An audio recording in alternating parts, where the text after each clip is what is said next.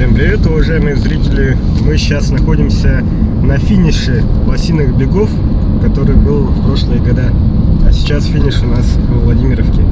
И мы едем вместе с Аялом. Аял, привет всем! Он раньше, получается, катался очень активно на велосипеде. Можешь пару слов сказать, когда ты начал кататься вообще на велосипеде? Я начал кататься с 2006 года.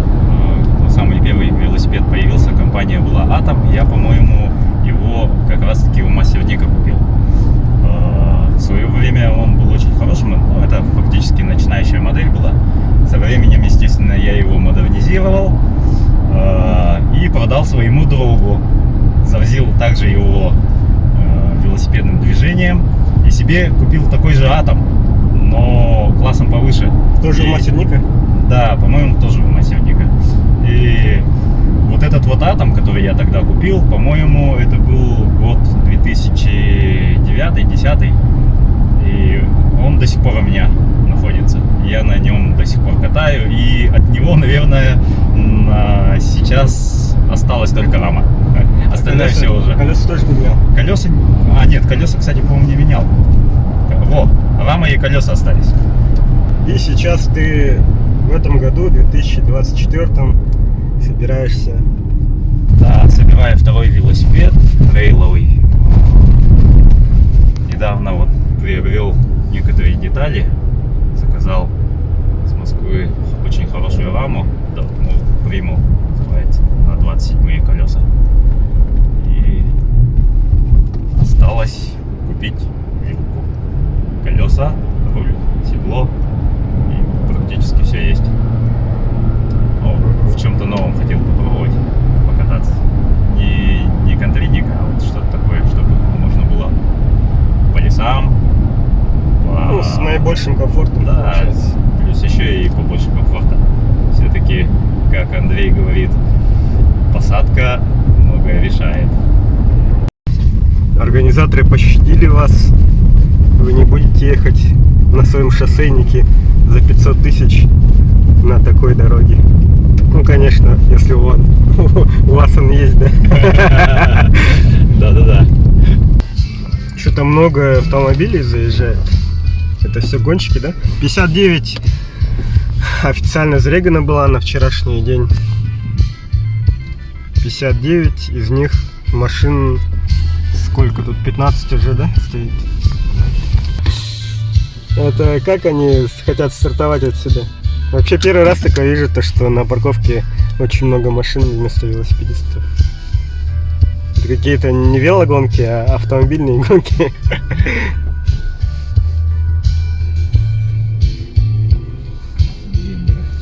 Это они специально, как по заказу, да, именно в этот момент, когда мы приехали, начали круги наворачивать.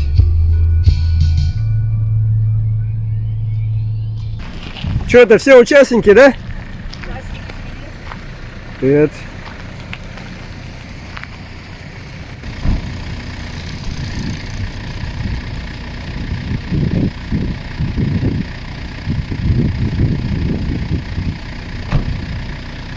А чё? Где тот велик? Нет. А? Оставила. А, решили на этом? На этом. Категория МТБ? Ага. Привет. Привет. Как дела? Как успехи? Отлично. Все готово к бою? К бою. Ага. За победу, товарищи! Че такая загорелая-то? Я что ли? Где была недавно? Я в Таиланде была. А, Но это было 2 месяца назад. Нет, а почему Таиланд? Не знаю, захотелось. Обычно девушки в Турцию летают, а пацаны в Таиланд. А я сейчас в роли помощника приехала. А, У окей. меня руки болят. Вот. Кав, привет. Привет. Тут парню надо задние тормоза прокатить. Ага. Я сюда приехал снимать. Какие люди. Здравствуй. Че, давай рассказывай, Игорь. Игорь, рассказывай, как Самги приехал. Вот только как что. настроение? Настроение отлично. 16-го года не участвовал. Вернуть надо все должки. Так что нормально. А что, в 17-м не участвовал, что ли? По-моему, нет. Или в 17-м. По-моему, в 17-м. Может, ты прокололся в 17-м? прокол ты когда-то ловил, помнишь? Я вот не помню, что-то я подумал, что я в 16 году последний раз, или в 17-м последний раз. Ну, короче, уже На какой-то гонке, я помню, ты прокол получал. 4, ну, 7 лет уже не стартовал. 7 лет Понятно. вот здесь. Чё, как по конкурентам, что не знаешь? Ну, знаю все. А? Знаю все, знаю всех. Как бывший работник ФСБ. А что не знать? А что не знать? Из сильных конкурентов кто есть? Да, все есть. Все. Там Вот ребята на МТБ попрут тоже нормально. Что ничего. А про историю вообще вот этой гонки. Да, Ты начинал когда вообще? Я первый раз стартанул в первой самой 2006 году. С Алексером мы тогда зарубились. Это самая первая гонка была, которая... которая... По-моему, самая первая гонка была. Дебют, да, получается, гонки? Да, в 2006 году. Тогда вот только в МТБ были гонки. Мы с Алексером, я ему проиграл во Владимировке. Ну, я заголодал. Опыта не было ни у кого практически. Ехали без шлемов, без ничего, без контактов. Просто так. Просто топнули и все. Вначале было все хорошо, подъемы все нормально прошел. Когда спускаться туда в сторону этого Владимировки, там уже, да, заголодал. Ни разу не занимал первое место, между прочим. Раз 5 был вторым, или 6 раз был вторым. Ни разу не выиграл эту гонку. Именно вот Лосиные бега? Именно Лосиные бега. Поэтому, ну, как бы, нет, самая главная задача, да, вот, приехать, встретить друзей, товарищей и вот ощутить тот драйв и эмоции, которые были тогда. Ну, вспоминаешь, да, сейчас ехали на машине, всю трассу посмотрел, где выбоины, где как дорога, как что, уже это, предстартовый мандраж начинается. А так ты сейчас занимаешься вообще чем-нибудь? Я занимаюсь лыжами только в лыжный сезон, а так я фермер, я работаю. Не бегаешь? Много. Ногами не бегаю, у меня только это, лыжи. Сейчас после лыжной подготовки посмотрим, как ситуация. Ну, в принципе, в последнее вот время... Мой бывший бортман, Андрей мне его Савин одолжил, сам уехал в Казань. Ну, в принципе... Карбоновый, очень легкий.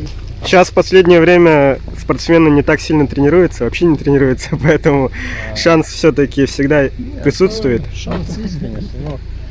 Тем более... Я говорю, приехал за эмоциями, за драйвом, за... Ну да, это самое главное. Это самое главное, да. И так как у нас гонка посвящена победе, годовщине. Ну вообще я всегда старался принимать участие в этом мероприятии, потому что оно, да, приурочено к победе. Ну, для меня это немаловажно. Действительно, огромный праздник. Следующий год 80, надо сделать 80 километров. 80 лет победе. Поэтому... Ну это с организаторами пообщаешься, да. Убедишь их своим авторитетом. Предложение надо будет сделать, поэтому, ну да, праздник, всех с праздником, с 9 мая поздравляю. Да, действительно. Ну, погода сегодня, между прочим, велосипедная. Отлично. Прохладненько. Много воды не уйдет. Недели 5, 6, 7 все равно, но по воде много тащить не надо. Участники с разных районов Якутии приехали. Даже красивые девушки есть. Вы пара, да? Нет. А, нет. Мы в одном автобусе приехали. А вы что снимаете? Мы снимаем вас специально. Сказали, Что тут за репортаж? говорили, тут девушки будут, поэтому мы приехали. Адель, как дела? Нормально. Что делаешь? Принесла подушечку для ваших медалей. И все? Да. И флаг. И флаг. А где якутский национальный костюм? Сказали, не надо. Вы участницы, да? Да. Впервые. Впервые? Мужчины, подходим, регаемся. У нас девушек мало. Почему сказали много? Да? Много? Ну, нынче много сказали. Конкурентки, да? Наверное. Посмотрите друг на друга, как будто вы жесткие конкуренты. Прямо.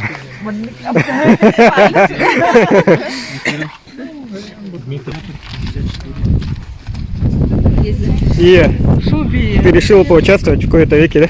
В смысле, в какой-то веке каждый год? Ну да, надеюсь, доеду. Нет, просто до этого в гонке ты не принимала участие. Ну, в прошлом году меня не было. Ну там, где, короче, не было.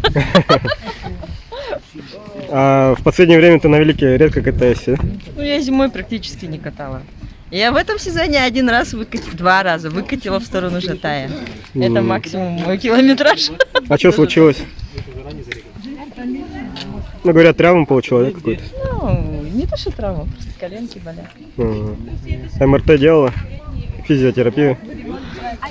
Ты холодец не приносил? Нет. Нет, не делала. А что-то все вокруг делают. Надо сделать. Да. Тормоз это регулировка. Валерий? Так, у нас тут карбоновая вилка, а она при сильных нагрузках карбон очень сильно гнется, поэтому тормоз, короче, задевала. А так как Валерий у нас лыжник и он любит силовую работу, то тут как бы пришлось передний тормоз снять для наибольшей производительности. Все-таки боремся за первое место, Валерий, да? За абсолютку. Тут у нас еще Lone Ranger, Шульц. Lone Ranger.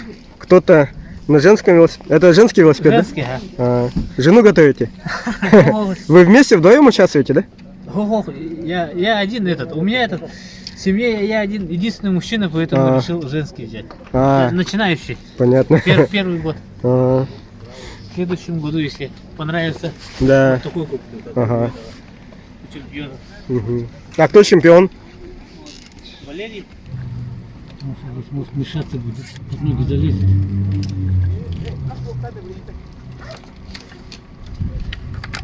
Привет. Действующий чемпион. А, да? Действующий в МТБ? Чемпион? Да. Как вам удалось достигнуть таких высот? Круглый катаешь, поэтому объем почти всегда есть. Говорят, вы очень сильно, мощно, быстро поднимаетесь с горки. Ну, сегодня посмотрим. Так, Майкл решил принять участие, да? Да. Все сделал? Подготовил? Вроде как получилось. На том же самом, да? Нет. Я не помню, на чем я участвовал последний раз. Весы есть? Весов нету. Откуда?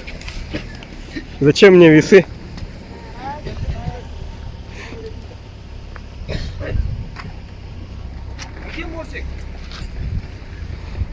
Че, у тебя тоже крутой велик?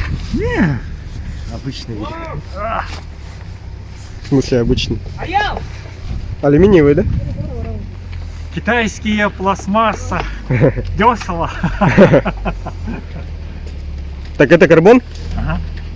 Ты его нынче собрал, да? Третий год. Понятно. А насос высокого давления зачем с собой носишь?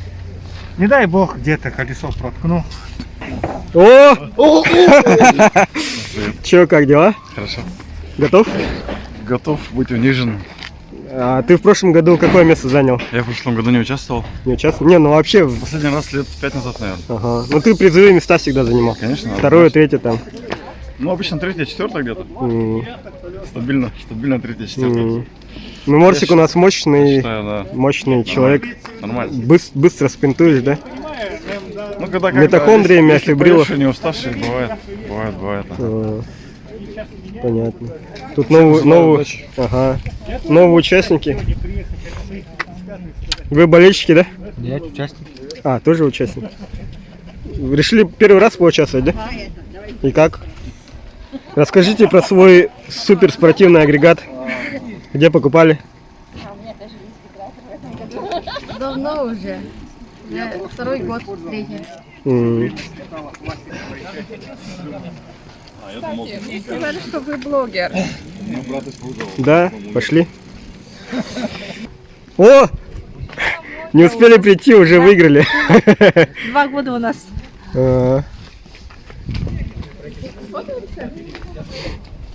Ну давайте сфоткаемся. Вы новая спортсменка, да? Расскажите немножко о том, почему решили поучаствовать в этой гонке. Давно хотела. Любитель. Угу. Самая длинная дистанция 120 километров. Вы решили поддержать вот эту Великую Отечественную войну, да? Ага. Годовщину. Ага. Так, настрой Хороший, четкий. Строй есть.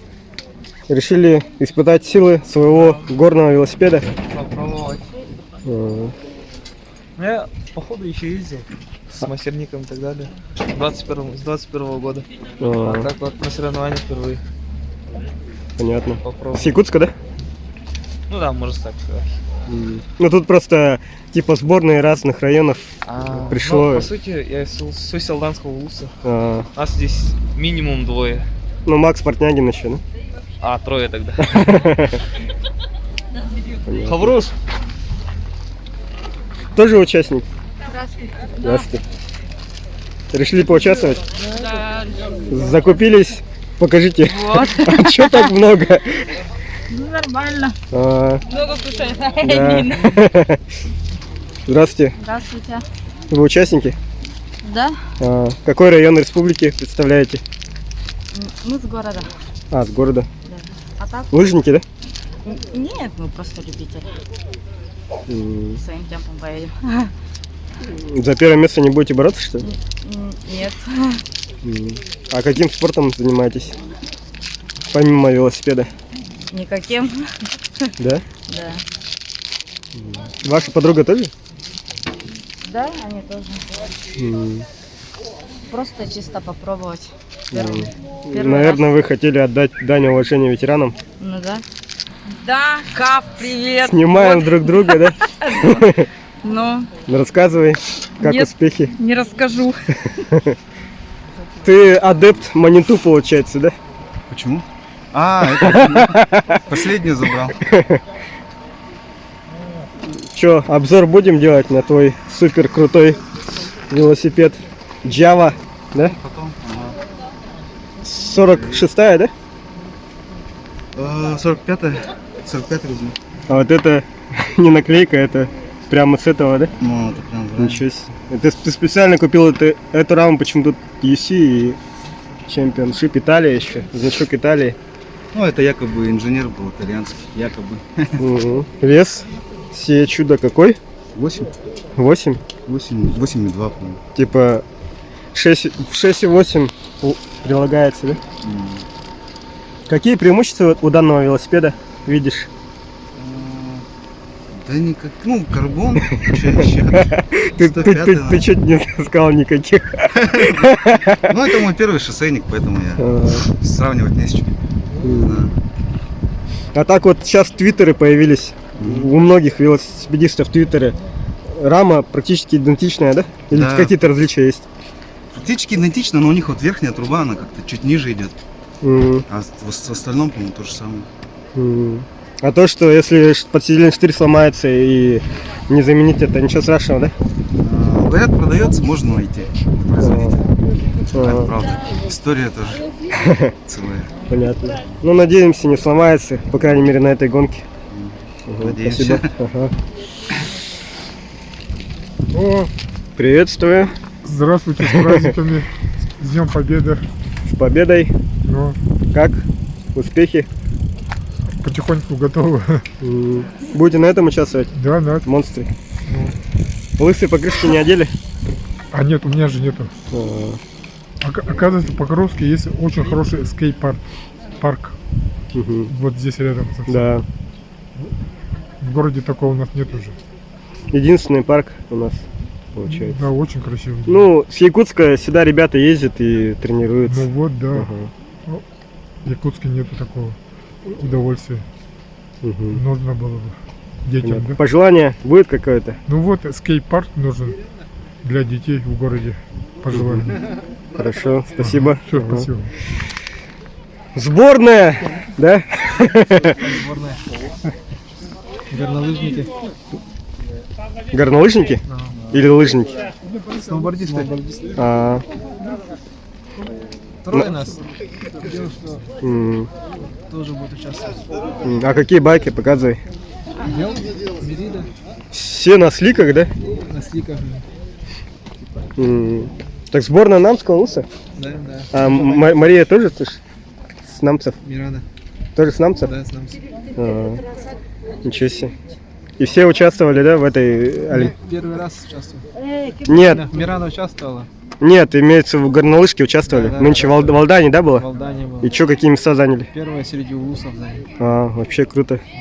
Поэтому решили в этой куртке. Хорошая, ветрозащитная. Но Ну, паруситная. хорошо, я вот тоже говорю сколько раз, почему велосипед не вносят в Олимпиаду, то есть в Спартакиаду. Так можно было бесплатно куртку получить, а вот приходится в какой-то этой со спортмастера куртки ходить Ты дешманской. будешь ехать, да? Я нет. Что, уже тратим стратегически важные, да? Гуарана, чтобы топнуть сразу. Так, а до старта смотри сколько. Гуарана сколько действует? 20 минут? 40 минут. На меня 40. Медленный метаболизм, да? Медленно, очень медленно. Вот прибавляю. Ясно. Ну, следующий год ты говорил 80 лет. 80 лет надо 80 километров сделать. М. Мы планируем лыжный марафон. 80, да? 80 километров в Амбинском районе. На следующий год. Со всей республики потянутся, да? Да. М. А так, по лыжным гонкам ты выезжаешь сейчас? Редко. Работы очень много. 4-5 стартов посещаю. Но все равно. Понятно. Надо. Без этого уже жить не могу. А так вообще наблюдаешь за какими-то движениями по велосипедному спорту Да, в конечно. республике? Да. Какие-то замечания есть? Замечаний куча. Просто куча. Дело в том, что государственная власть вообще не занимается этим видом спорта. Ну, мы, да, помнишь, ходили в Минспорт и... Да, так все и осталось, да? Ну, Никакой аккредитации тебе, никакого продвижения как вида спорта. Поэтому вот все держится на энтузиазме некоторых людей. 2-3 человека есть, которые двигают эту тему, и все, а больше остальные участники. ну, мы в прошлом году совместное собрание делали с Минспортом, мэрией. Стартуешь? Праздником, да? Давай, Мгм. поедем сейчас. Ну вот как раз с Игорем разговаривали по поводу поддержки Минспорта, потому что мы в прошлом году в Минспорт ходили и нас не хотят включать в Спартакиаду народов Якутии. Мы уже давно бьемся над этим вопросом. Когда Борисов был главой республики, Дмитрий Ардунов поднимал этот вопрос. Потому что, да, Там было поручение Минспорту, что потом все потихонечку сошло. велоспорт это старинный спорт так-то. Поехали, да? Ну, настраиваться. Мы Вот самое Вале- главное, за этими эмоциями приезжать, чтобы встретить Валерия мы уже снимали. да, старых друзей, пообщаться. А это что за лайфхак, что ли? Чтобы не продувало мозги. А, шоссейные гонки это же битва интеллекта. Прохладно? Прохладно. Поедем потихонечку. Ветер попутный. Ветер попутный. Попутный в спину. И попутный боковой в спину. Так, в позапрошлом году первый попутный ветер был, мне кажется. Тогда рекорд, кстати, побили. Да. Егор Иванов. Час 40. Это, по-моему, рекорд, да? Ну, сейчас до Владимировки будет укороченная дистанция. Для тебя... А финиш где, так и не сказали. Да, на Владимировке финиш. Понятно, где именно. Там, где остановка, да? При въезде, на остановке, где? Там. Куда топить-то? Я откуда знаю, я не участник. Спросим. Но. Прохладненько, надо вы потихонечку, да. Приветствую! Че, привлекаете молодежь к занятию спортом, да?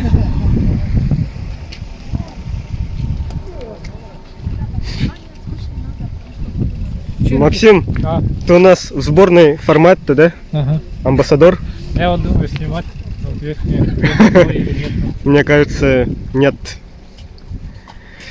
Сейчас попробую. А вы каким спортом занимаетесь? Я на сайкл хожу 1,5 года уже, Мгм. в фитнес-лайфе. Вот. Я занимаюсь там 3-4 раза в неделю, каждую неделю. Вот. Ну, я чисто тренажерный зал. М. Вот так. Ну и Первый раз принимаете участие. впервые в жизни вообще еду по шоссе. А какая у вас велосипед? Какой у вас? У меня, давайте покажу.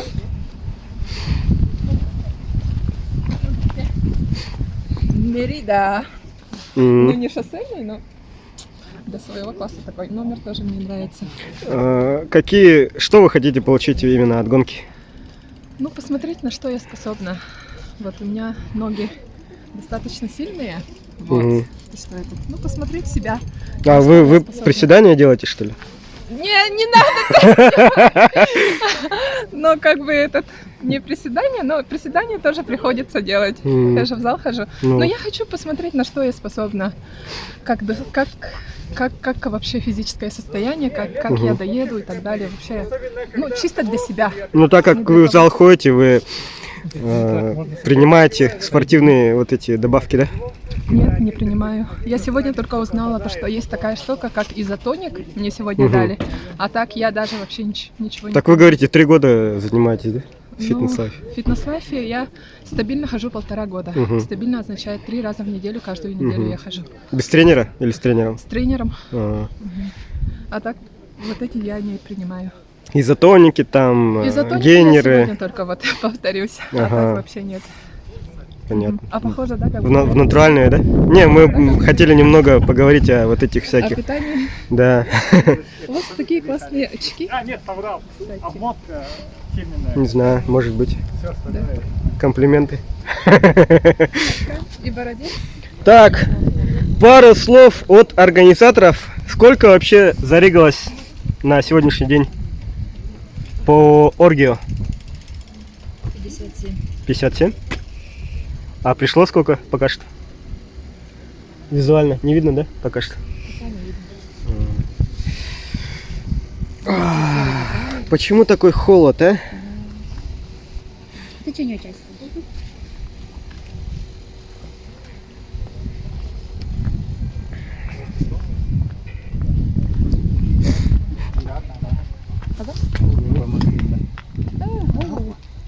О, привет. О, какие привет. люди. А чё так это скрытно? Жидкость нужна. Какая? Какая жидкость? Для тормозов, что у нас стоит? А где? Задняя. А передняя есть? Есть. Ну, все норм. Один тормоз хватает, вообще любой. Ты же не на пересеченной местности, а на шоссе. Скажите. Безопасность. Вчера камеру вот купили же. Понятно. А Анна на каком велике участвует? Вот это. А, на этом.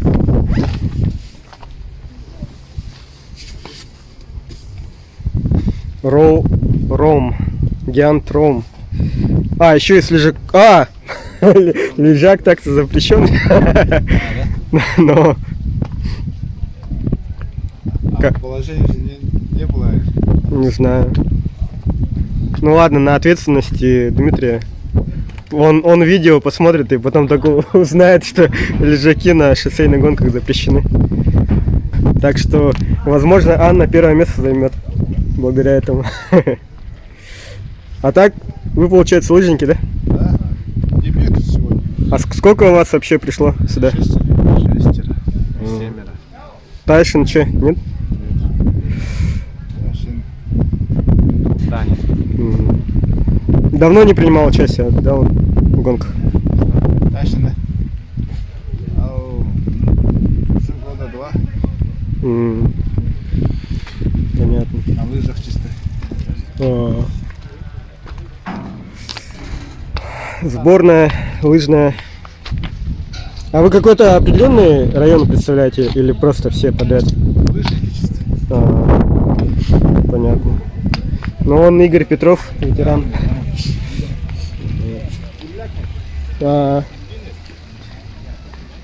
Че вообще, как настроение? Хорошее. Пару слов расскажи, а вообще, что такое лосиные бега, это народ не знает. Почему в этом году лосиные бега, а не Салют Победы? Не знаю, я даже. В этом году не я организатор, я только участник. Так что ничего не знаю.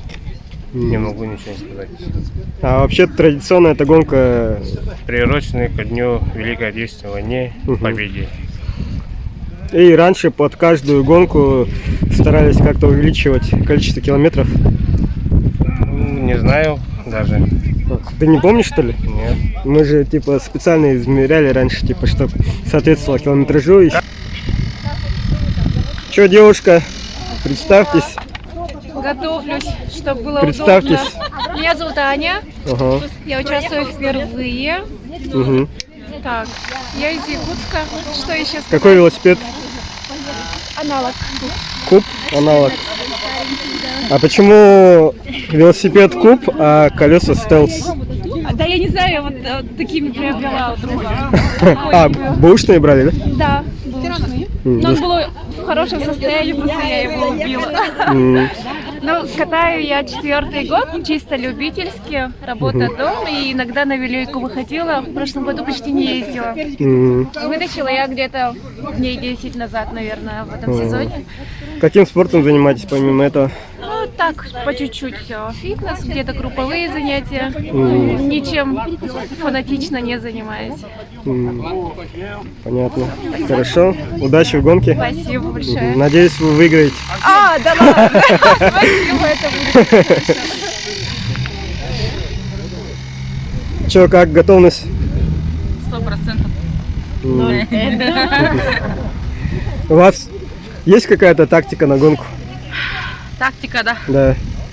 Не знаю. Нету, наверное, какой-то. Это ваш велосипед? Да. Чисто по городу. Ну, впервые в таком мероприятии участвую. Понятно. А другие виды спорта какие-то присутствуют в вашем арсенале? Шашки. Понятно. Игорь у нас тоже... Самый дорогой велосипед где? Тут хотят посмотреть. Твой, наверное? Нет. Здравствуйте. Болельщики, да? Это мы должны были с вами ехать. Куда? Сюда. Здравствуйте. Отсюда до Куда? туда. Откуда до куда? Это что? С Покровска до туда. А, понятно. Ну там нашлась другая машина. Че, будете жестко ездить? Ну, не знаю. Первый раз участвую. Что за велосипед у вас? Датафлай. А, На нем реклама велобазы, да? 4-й год, по-моему. А, велобазе купили? Да, велобаза. Какие-то модификации есть? Нет. Так есть. Так есть. Никаких таких этих нет. Понятно. Тут люди заряженные. Вон лысые покрышки купили на многие велосипеды. Что хотите получить от гонки? Впечатления хорошие. Узнать себя, на что я способен. Своей возможности. Ну, вообще, велогонка, а тем более шоссейная, это не только битва физики, но и гонка вооружений. То есть велосипед тоже многое решает, поэтому некоторые люди принимают участие вот на таких вот велосипедах, на агрессивных покрышках, и что-то какое-то там не очень место занимает, и потом думают, что проблема физики, а на самом деле велосипед тоже решает. Так что вот скажите жене, что на следующий год карбоновый велосипед, колеса. На Новый год, на день Новый год. рождения. Да. Обязательно. Да. Даже как гравник пойдет, если поставить 38-ю. Чё, Мирана, как? Так, нормально все. Ожидания? Холодно. Лучше вишенка. Так, не знаю, посмотрим. Вроде как есть много участниц. 20. Сколько девушек? 19, да? 19 девушек.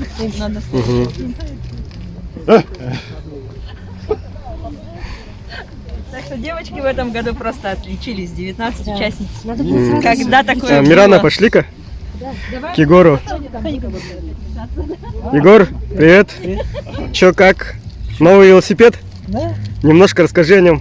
А что тут рассказывать? Китай карбон рама. Далеке. Это как Твиттер, да? Не, это не как Твиттер. Твиттер это говно, сразу говорю. Это, ну посмотри на раму, на что она похожа. Это еще более. И на руль посмотри. Это похоже на велосипед. По геометрии. Ну это же спеш венш почти. Почти. Кстати, тут вопрос к тебе. На шоссейных гонках этот лежак разрешен? По идее запрещен. На групповых гонках. На одиночных разделка, конечно, может. Там на одном велосипеде я, кстати, увидел. Ну, ничего страшного, это организаторы решают. Что нам, будем что ли, бучу поднимать? Организатор решил, так пускай и будет. Ясно. Главное, он соревнования проводит. Так что, Мирана, если ты займешь второе место, виноват лежак. Второй тоже хорошо? Да. Конечно, я вообще не претендую на первое место, если честно. Главное доехать, без проблем. А то машин много, грузовиков много, видел, да? Бетон мешаться будет. Мы будем мешаться. Там Анюта Попова с лежаком. Я говорю, если положение ничего ограничений нет, то что бы не использовать. Ясно. В следующем году я поеду с лежаком. Ну, в следующем году мы запретим, надеюсь. После гонки все ругаться. К этому моменту запретят. Че, как ожидание от гонки? Я уже устал. Ты сюда пешком поехал? Нет. А на чем? На машине. И устал? Да. Народ лыжник разминает.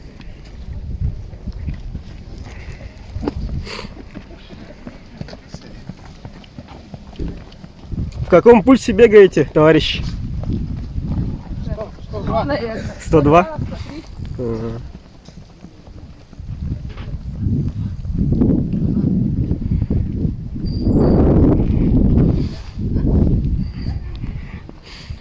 Вы, наверное, не только разогреваетесь, но вы еще и согреваетесь, наверное. Холодно нынче. Но все равно суставы, вообще это настрой, ментальность должна быть. Ментально себя настроить уже на работу суровую такую. Снег начинается, может быть. Со старта, надеюсь, рванешь? Не та кондиция. Скорее всего, как там? Интеллект или что-то. Но вообще, ты же в курсе, то что кто первый в горку забирается первую, тот потом едет много километров впереди. Ну да, финиш рядом, сразу финиш рядом, поэтому будет спринтерская гонка. Да, залезет с отрывом. Это будет впереди. Ну, главное не отстать на подъеме. Там, наверное, Егор с Максом Портнягиным. А бывали случаи, что и догонял вот на этих вот спуска. Понятно.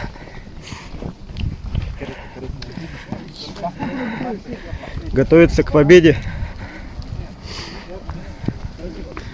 Чего вы тут опять сплетничаете, девочки? А мы тут кафе обсуждаем. Как обычно, да? Других тем для нема.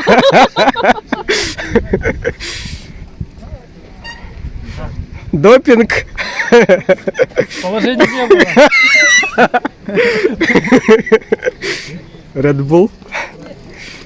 Я тоже видел, как ты употребляешь. Так я гориллу пил. Или монстр. Это Хабиб Нурмагомедов разрешил. А Red Bull это американская. Чё так холодно-то? Макс, ты чё повторяешься? А у тебя какой допинг? Самый дешевый. Шестигранник есть с собой? Далеко, да? Или сидушку все-таки назад надо? Назад? Ты уверен? Да. Точно? Точно. А вон нормальный. Чё? Как готовность? Вроде как так-то так. К чему? Чего ожидать от гонки?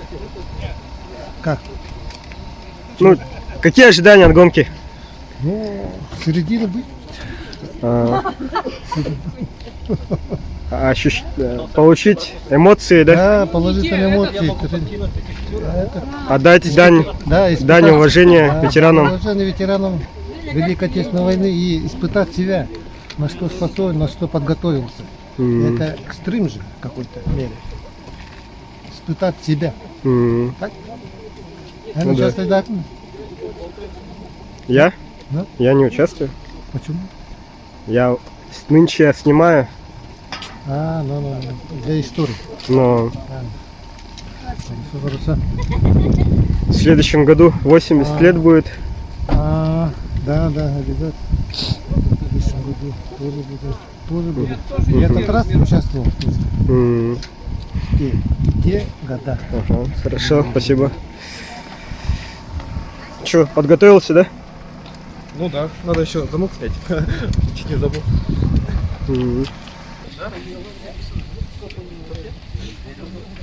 Блогер, да? 17. Сначала надо уебаться. О, какими судьбами? Ветром каким-то непонятным занесло. Надо искать, потому что Решил поучаствовать? это Сколько уже лет не участвовал? они разные. Я на Гармине знаю примерно как, а на этом нет. Ну так, до этого участвовал, да? Склероз? Возрастной склероз, не помню. Я за много лет в одной гонке поучаствовал. Позапрошлом году. Лет 10 назад нормально было, сейчас уже. Тогда был в форме. Что сейчас приседания делаешь? А? Не делал, в этом году не делал. В зале дальше? А? В зале? Ну. В этом году нет. Понятно.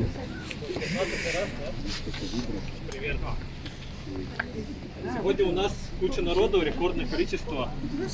56 человек. 57 даже.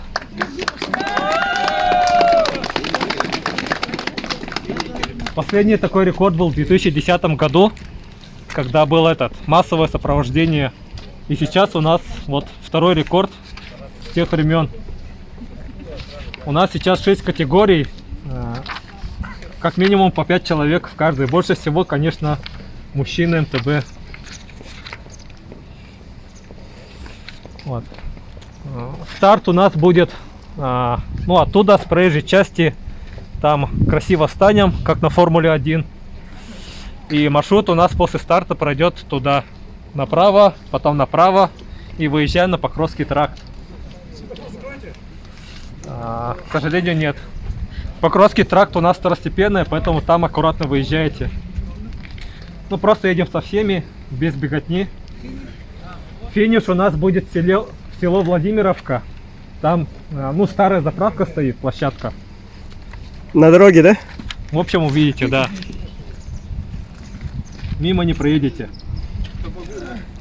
На финише номер должен быть четко виден. Либо на руле, либо на подсиделе. Вот так вот неправильно. Справа должен быть номер виден. Слева неправильно. А если он перевернутый? Ну, если это будет Морсик, то, в принципе, все знают Морсика. Да. Не, у меня нормально все. Если номера нету или его не видно, то должны его выкрикивать на финише. Так, что еще? Ну, по проезжей части едем аккуратно. Покровский тракт довольно оживленный. Вот, давайте сейчас сделаем общее фотографирование и пойдем на место старта. Вот. Лишние вещи можете здесь оставить возле машины. Они будут на финише ждать вас, чтоб не таскать. Кто-нибудь фотоет, да? Кто-нибудь фоткает, наверное. Давайте сам сфотаем. Ну давайте заорем гип-гип, ура! Великая Отечественная война, годовщина! Гип-гип! Ура! За победу! Андрей Егорович, что сделали в итоге? Он записался или нет? Кто это? Кто это?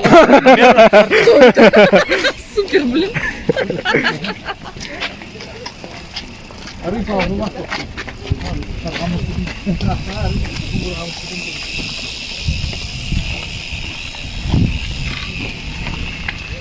Раритетные велосипеды ветерана.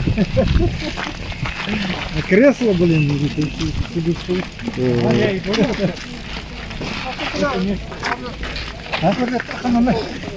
О, поломано, Чё он- видели вас? Здравствуйте. Здравствуйте. Ага. О, крылья крылья.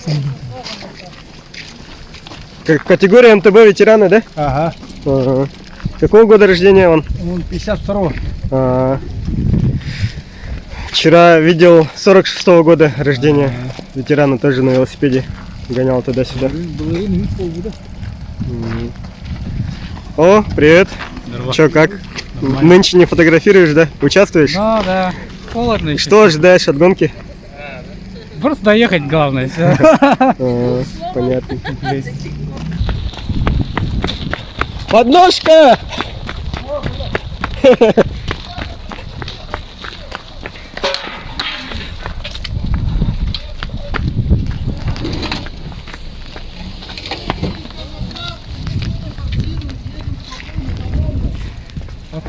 Потом скинешь. Ага.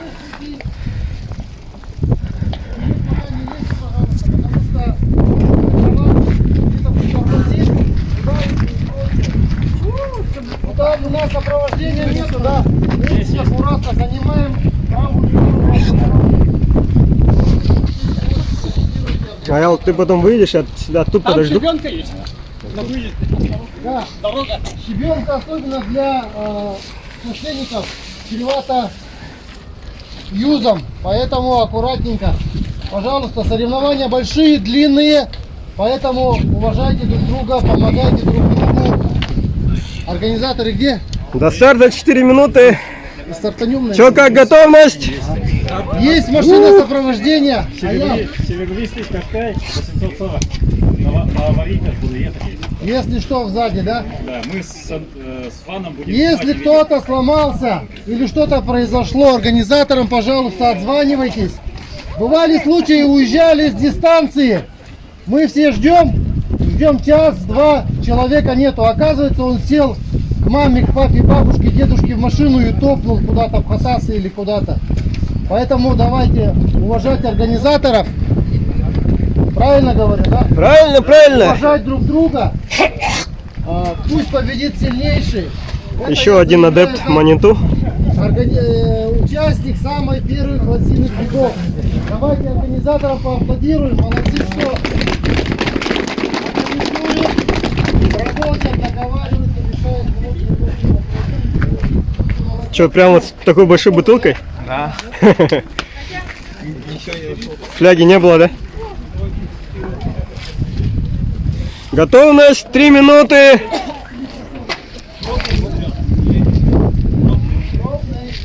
Морсик? Морсик? Морс? Или это не морс? А, не морс? Нет.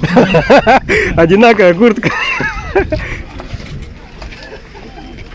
Что-то специально в камуфляже, чтобы тебя никто не заметил? Нет. Скрытно взад Она войти. легкая и ветра не пропускает. А.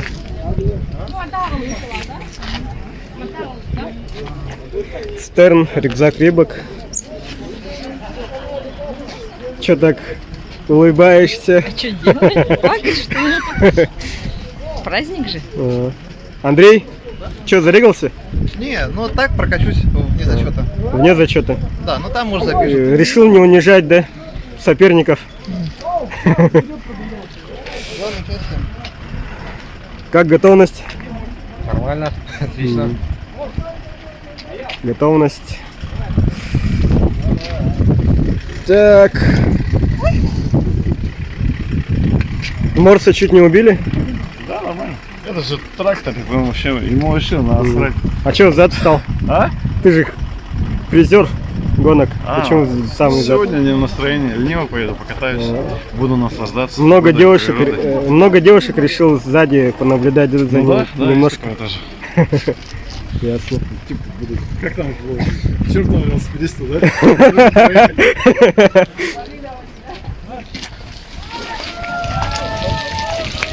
О, уже старт, что ли? Так быстро.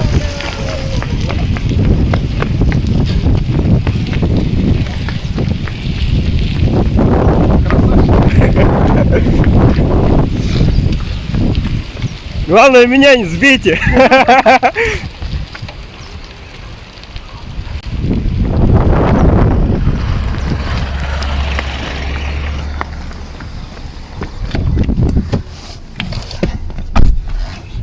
Сейчас со старта люди будут очень тихо ехать все вместе до асфальта, до трассы, получается, тракта Покровского. И там уже обычно кто-нибудь орет, типа «Оу!» и все начинают рвать. Тут в городе, вообще в городе нельзя быстро гонять для своей же безопасности. И чтобы максимальное количество людей увидело то, что велосипедисты вообще существуют, едут, чтобы показать себя, нужно медленно ехать. Ольга решила не спешить, едет сзади. У нее грейвел фирмы Forward вроде как, или формат. А, нет, формат. Ну, это формат и Forward одно и то же. Одна и та же компания. Просто формат — это элитная версия этого бренда. Тут Стерн, такая же модель, как у Натали. Скорее всего, в стоке. Ну, человек просто решил поучаствовать, никуда не спешит, в таком супер медленном темпе. А это мы уже на трассу, что ли, выезжаем? Нет, это еще не трасса.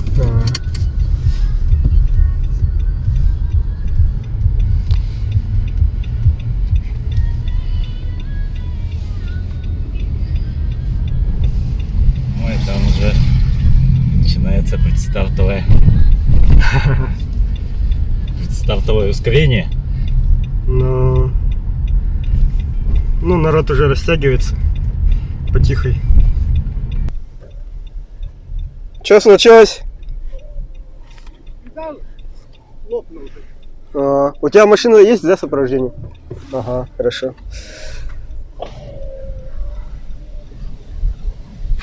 Педаль, скорее всего, Dura Ace. Это Егор Иванов, лыжник. Он в позапрошлом году занял первое место. Ну, кубок, получается, у него был. Но проблемы технического характера иногда сказываются, и нельзя угадать. Даже у того, кто за первое место борется, у него могут быть какие-то технические проблемы.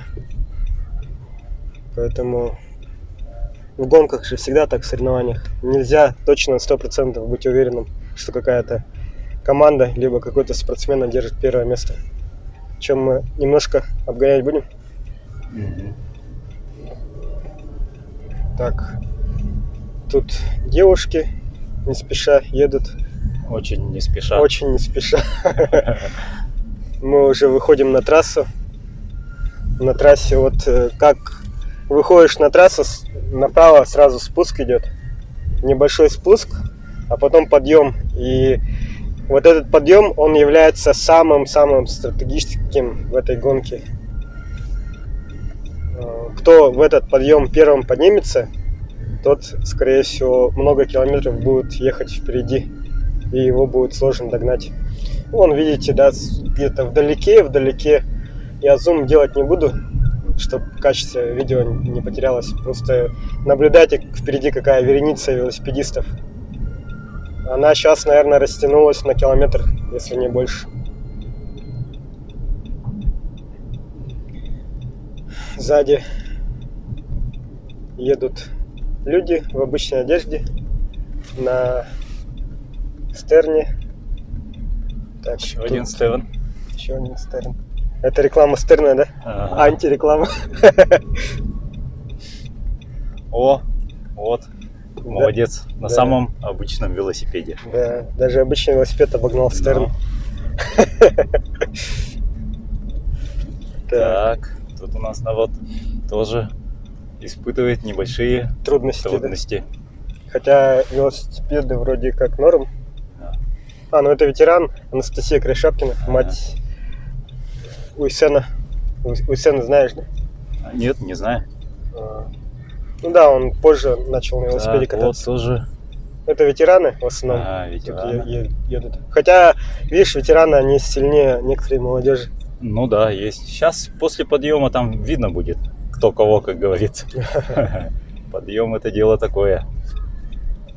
Ну, некоторые, да, не спеша. Это просто оторвались вначале, а теперь не спеша едут. Некоторые думают, то, что вот, на подъеме сэкономили силы, потому что, типа, дистанция якобы долгая, а кто-то даже пешком идет. А это тот парень, который говорил то, что он уже устал. Но.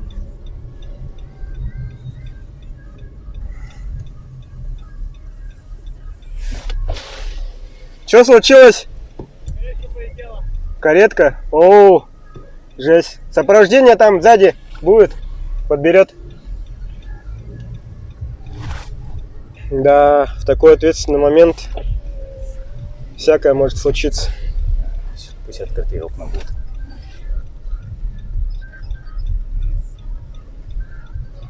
И как настроение? Подъемчики.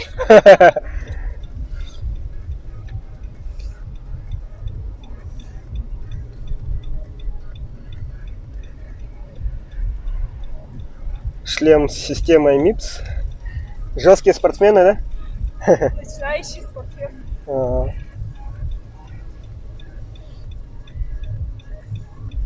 Главное в этом деле безопасность и, соответственно, жилет, который видно издалека за 2 километра. Lone Ranger, Амбассадор. Покупайте. А вот у нас велосипед на руле бабочки. Это туристический руль, но видите, в гонках тоже очень удачное решение.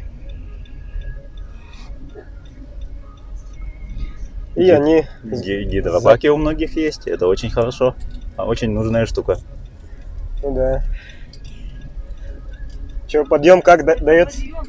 Чуть-чуть осталось. Да-да-да, еще немножечко. Но... Ну, этот подъем, он агрессивный, конечно, но короткий. А там подъем, он, по-моему, более пологий, да? Да, вот этот уже более пологий, а дальше начинается спуск. Не, который на Табагинский подъем, он уже ну более да, пологий. да, там такой пологий. Просто он длинный. Че, как настроение?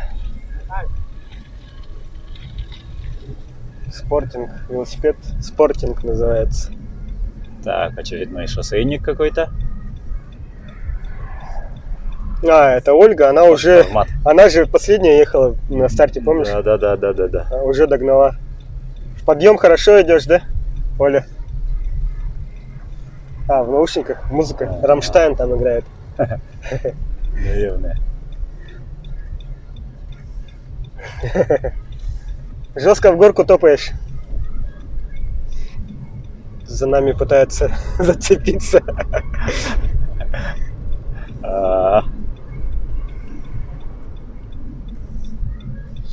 А вот небольшая группировка, один отстает уже. Давай, подтягивайся, не отставай. Спортсменка, комсомолка. Красавица! Не отставай. Жесткий пелотон, да, у вас тут? Че, решила не торопиться, что ли? По лайте, что ли, проехать?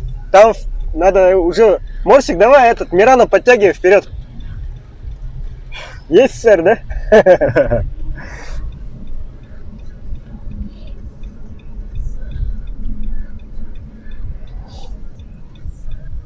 О, батончики. Уже кто-то достает батончики. Формат. Лыжник. Все. Кто-то Марс уронил. Но. А, ты подобрал? Марс уронили там. Спросишь? Все самое сложное уже позади на сегодня. Кто нашел, тот нашел, да? Кто потерял, тот уже все. Да сейчас догоним.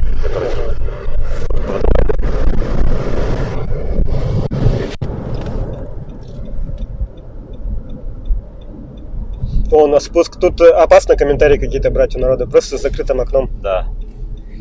Чтоб не было у них... Соблазна, да? Да, поговорить там, пообщаться, поотвлекаться.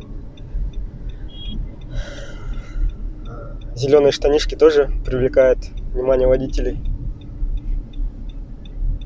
Это Fly.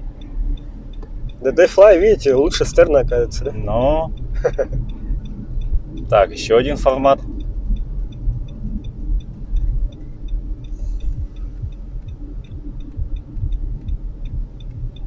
В джинсах. Это человек, который на BMX ездит, на стрите. Экстремал. Ну, подготовка-то у него хорошая. Видишь, даже Морсика обогнал. Это у нас шоссер карбоновый, да? Евгений Стерн на гревеле. Да. Это... это Евгений Стерн? Да. С карбоновым байком? Да, наш местный групповой клоун. Ну как, очень интересный человек. Так, вот, уже начинается. Жесткая заруба. Нифига себе, они топят.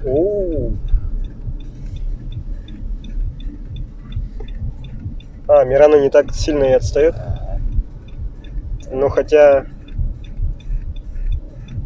тут драфтинг небольшой был, да? А это у нас кто был? Ветераны? Ветераны. Борются. Видите, многие ветераны сильнее спортсменов. Велт. Очень хороший. На лайте как будто едет, да? Как особо будто никуда не спешит. Вообще как будто никуда не торопится. Едем дальше. Смотрим, кто у нас там. Он обгоняет сзади. Так.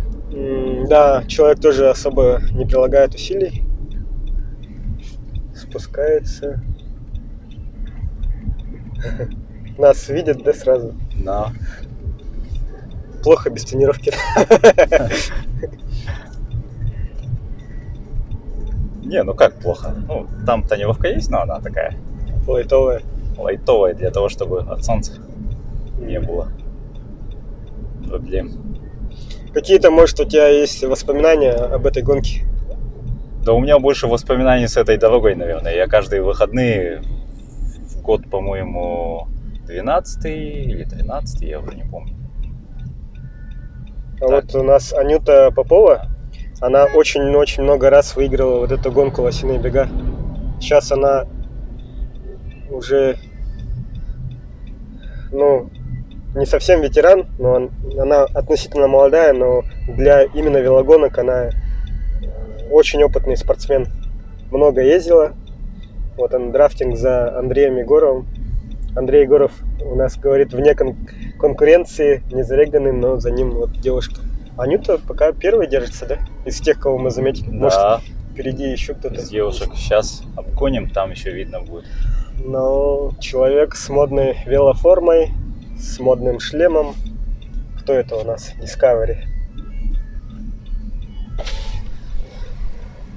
Че? Уже набрался сил? Жестко топаешь?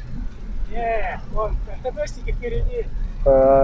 Не, сзади-то тоже много кого. Много кто.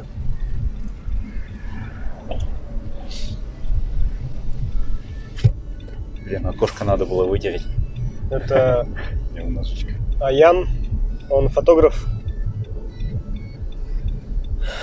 Иногда фотографирует, он получается профессиональный фотограф, у него фотографии такие максимально обработанные, максимально хорошие. Там машина сопровождения тоже с этим едет, скорее всего. Вот еще одна, скорее всего, машина сопровождения. Сзади нас? Нет, спереди нас. Спереди нас. Сейчас я ее обгоню. Надо. И надо будет дальше поехать. Потихо обгонять.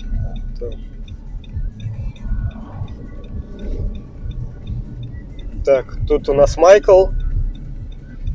Он, кстати, призера много раз брал. Вот он на МТБ шоссейные. Тактика. Изначально у них была какая-то тактика, и они придерживаются ее. Да. Не расслабляйтесь, давайте! Койот, Дима, Чао, жесткий горняк. И Максим.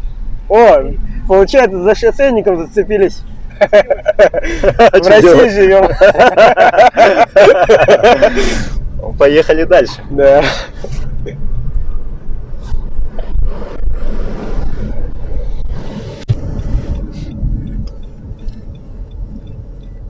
Так, интересно, МТБшники спереди еще есть, нет?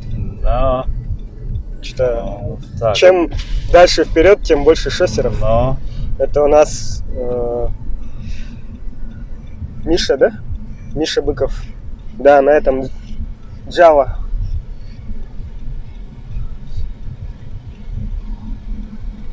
Че, как настроение? Нормально. Отстал. Давай, догоняй. Отвлекать не будем. Надо догонять, показать силу Java, китайского велопрома. О, ну да.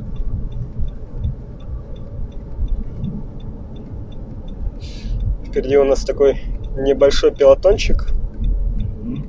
Возможно, это даже не первый пелотончик. Ну да, скорее всего, не первый. Ну, тут уже ребята посерьезнее. Да. Константин Матананов на оранжевом велосипеде. Это первый велосипед Игоря Петрова. Далее у нас... кто у нас тут есть? На карбоновом Мериде Анатолий Громов. Егор Васильев. Жесткие старые велосипедисты. И все они зацеплены за человеком.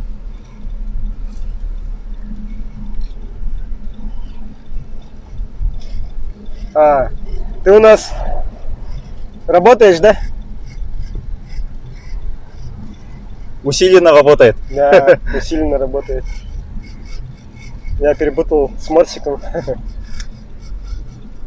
Да, карбон, Китай Карбон делает другой Китай Карбон. Так, ну да, спереди там, скорее всего, Игорь Петров, Макс Портнягин и еще кто-то. Да, скорее всего, самые такие подготовленные спортсмены. Вот, кажется, это и они. Да, Игоря Петрова издалека видно. Да. Как по фигуре. Ну, он говорит, да, поднабрал. Может быть, за ними всю гонку и поедем? Да, возможно, ага. Ну, сейчас немножко их поснимаем. Угу. Смотрим, чтобы... Так, сейчас там Тут большой у груз, нас, большой груз проедет. Да, я сильно заместитель выезжаю. мэра города Якутска едет сзади в триатлонном этом шлеме, каск. Триатлоном занимается, да? Ну да, триатлоном. Ну, бегает, плавает, да. Сейчас это модно среди... Ну да, триатлонщики — это очень сложный вид спорта. Игорь Петров. Как настроение? Нормально. Ощущение the best. Привет, ребята! Не дают, смену не дают. Не понимает игру. Ну да, тут новичков, наверное, есть. Новички есть, да, вот лыжники. О, ничего себе, на МТБ. Прикинь. Ух ты! На МТБшке. Какой Старк, да? Старк, по-моему. Старк, да, Роуд. Еще и на агрессивных МТБшных. Но GT-шка, я вижу. Это вообще жесть. Вон вообще человек. О! Валерий! Могешь? Где шоссейник-то? Сзади! Сзади? Нормально.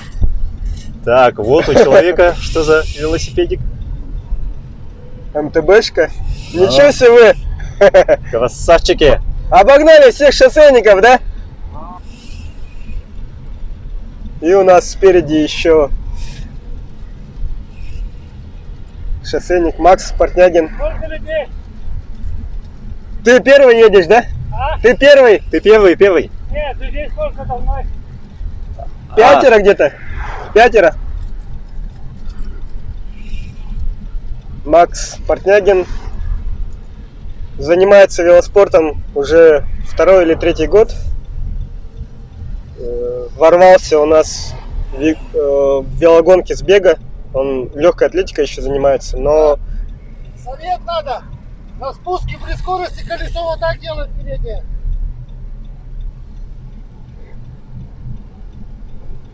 У кого? У тебя-то? На спуске колесо вибрирует, пиздец. Ну это яйцо, яйцо, калибровка, 8. Да, 8. Надо было править колеса. Жестко болтает. Чуть не упал. Егор, где, Егор? Сзади, сзади! Там пилотон сзади! Метров 200, наверное, если не больше.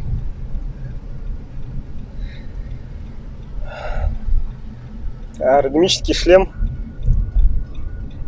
Поснимаем шлем. Как настрой? Отлично. Аэродинамика помогает? Не слышит. Это Виллер, британская фирма велосипедов. Такая же, как и вот спереди у Игоря Петрова Бордман. Ну, наверное, да, вот поедем сейчас пока так. Хотя всю гонку снимать одних и тех же человек, да? Но... Не знаю, как это. Ну, я думаю, знаешь, мы сейчас поедем и там заснимем. А, около типа поста. как они едут? Да, как они едут. Ага, да.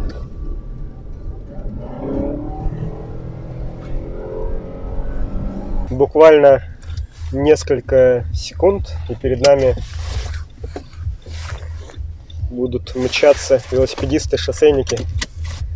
Нынче конкуренция какая-то, видимо, есть.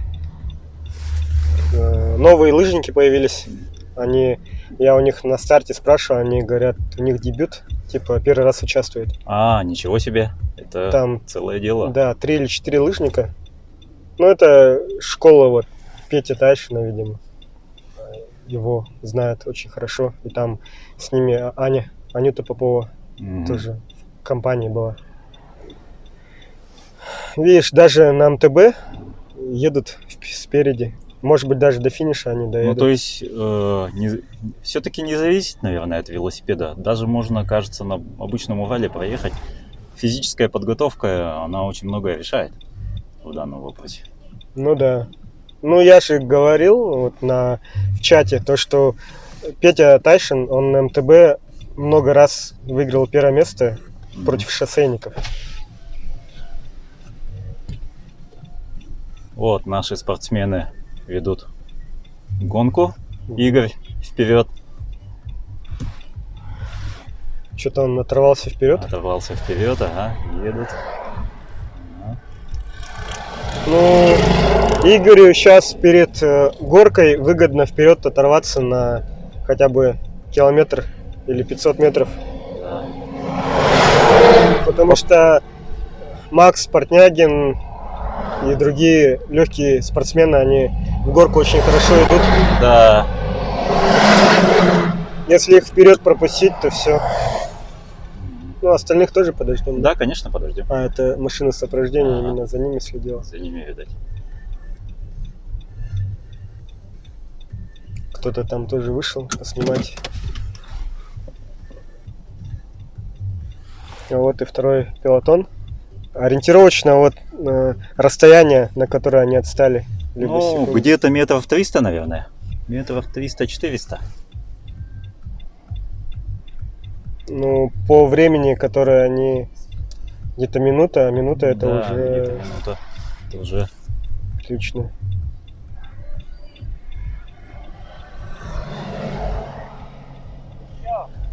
Ветер встречный, что ли? Устал, да? Как будто встречный. Ну вот, Егор Васильев активно педалировал, хочет догнать первый пилотон. Ну, он понимает, что сейчас скоро горка будет, и нужно в горку врываться. Так, а вот кто-то...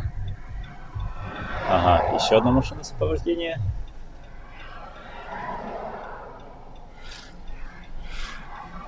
Тут уже шоссеры чисто, и вот Майкл пытается угнаться на МТБшке. Ну, МТБшка у Майкла очень подготовленная. Там спереди, по-моему, шоссейное колесо стоит. Сзади он переспецовал на днях колесо себе. А так шоссейные покрышки стоят, и вилка тоже шоссейная. Чао никуда не спешит. Хотя мы тут сидим в машине, да, в тепле. Рассуждаем так спокойно, да? Надо немножко место дать, а то мы сильно близко стали, оказывается.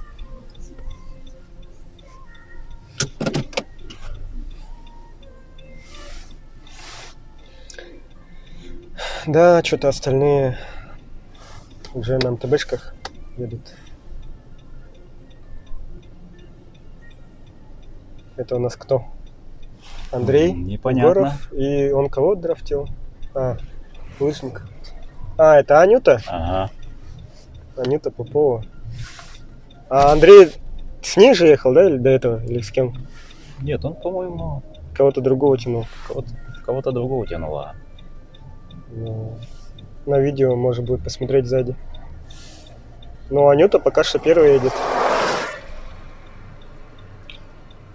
А в категории женщина? Да. Да и вообще в абсолюте, по-моему, она первая идет пока. Среди женщин? Да, среди женщин. Ну там женщины ведь ветераны тоже делятся. Получается, вроде как.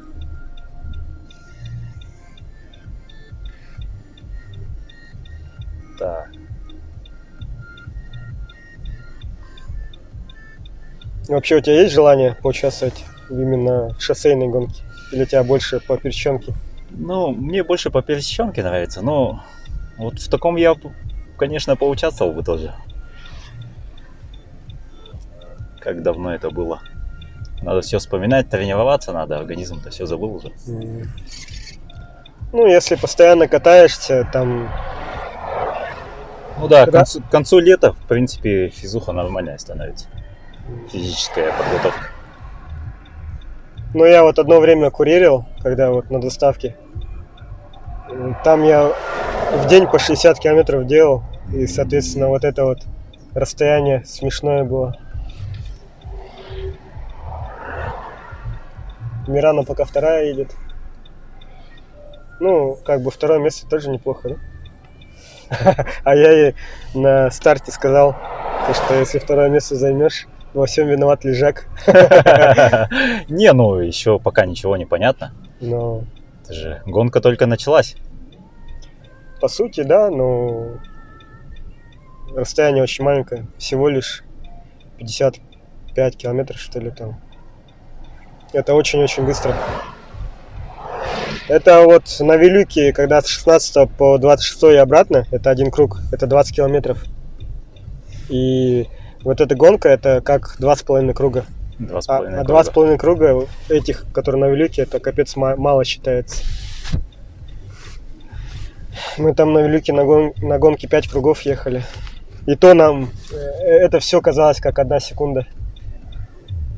Ольга, третья едет. Чуть-чуть вот сюда, вот так вот, чтобы вот этой перекладины не было видно.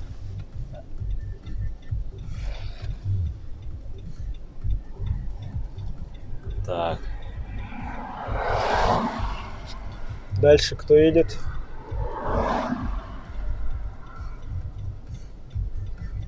Что-то криво виляет по всей дороге.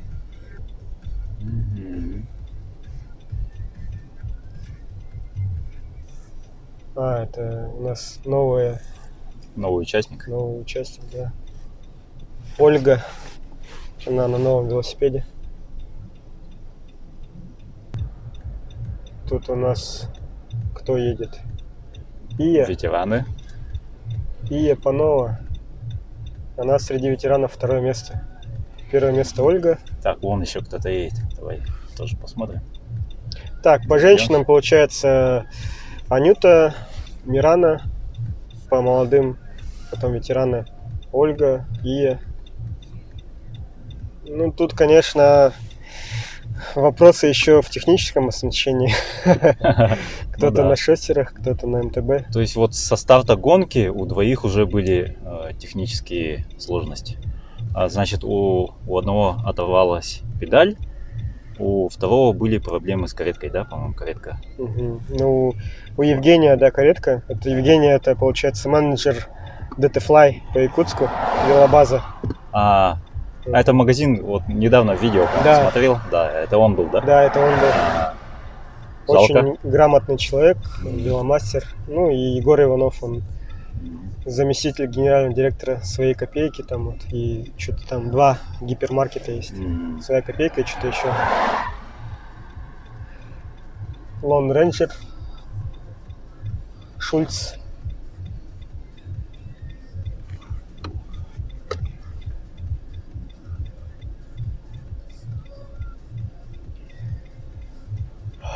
А так, конечно, велосипед какое-то значение имеет, но при должной подготовке можно все сделать. Тем более в последнее время,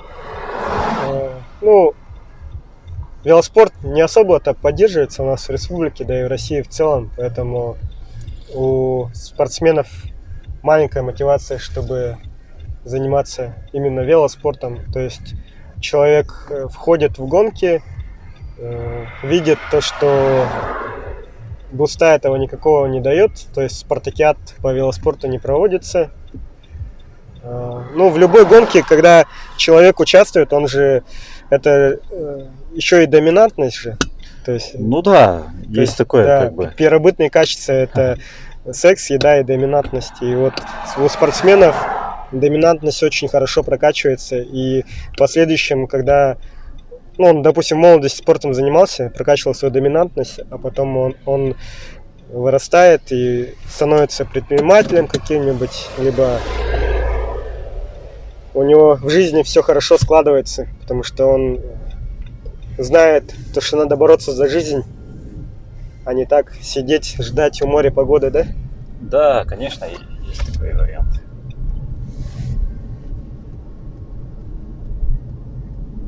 Ну и да, получается, когда спортсмены участвуют, прокачивают свою доминантность, они хотят не только доказать самому себе, что они сильные, но и имеет место быть личный бренд.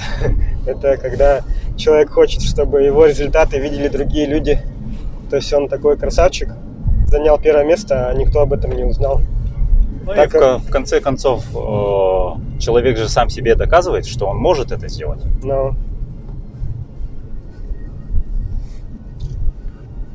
Согласись, гонка такая между своими чисто 50 человеками, и дальше это в собственном соку варится. Либо велогонка в центре города, когда там весь город видит, кто там участвует, все болеют, орут, куча эмоций.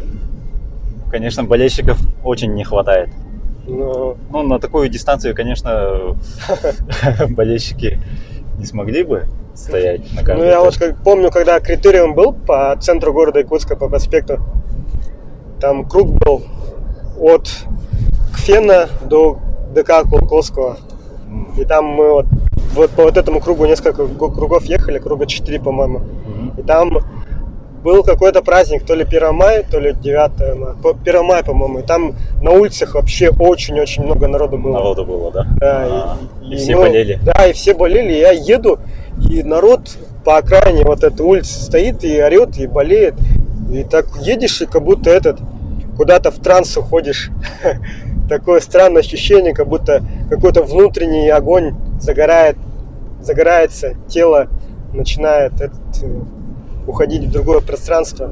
Это вообще непередаваемое ощущение. И хотелось бы, чтобы это испытал вообще любой спортсмен, велосипедист.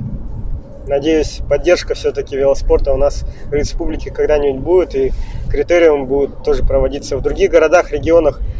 Велоспорт более активно. Более развит, да.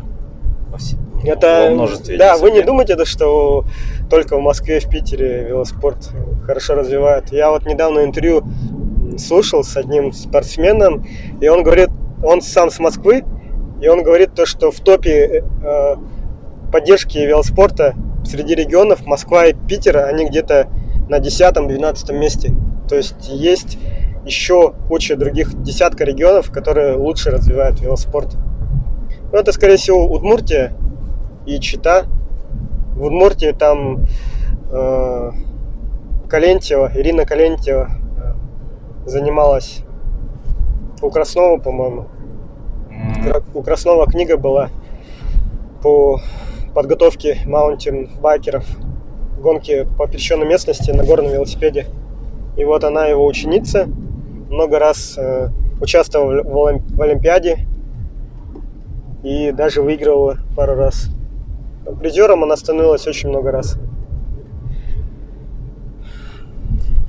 С каждым годом велодвижение все-таки набирает обороты. Массово набирает среди любителей. А вот именно со спортивной точки зрения, увы, Ну, со спортивной точки зрения, в основном это лыжники, наверное, да, ребята, которые вот зимой и летом занимаются. Нет, имею в виду вообще велоспорт как спорт по России. Велоспорт как спорт по России, ну да, тут конечно, уровень немножко не такой, какой хотелось бы. Ну да. Ну, вот в европейских странах некоторых велоспорт является одним из лидирующих видов спорта. То есть иногда даже популярнее, чем футбол в отдельно взятых странах. Допустим, Голландия. Это у нас тот пелотон с Мираной.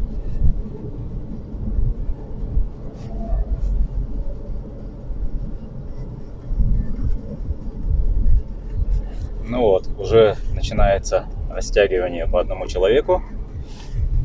Ну да, что-то оторвался вперед и снизил темп. Либо они отстали, либо они догоняют его.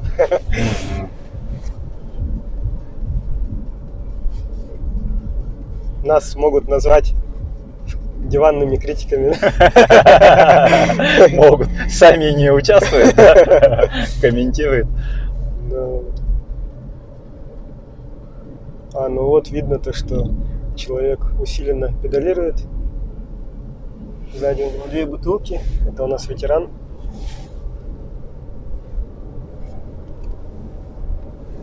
Интересно, как обстоят дела в пелотоне. В самом первом. Но сейчас мы их догоним и посмотрим.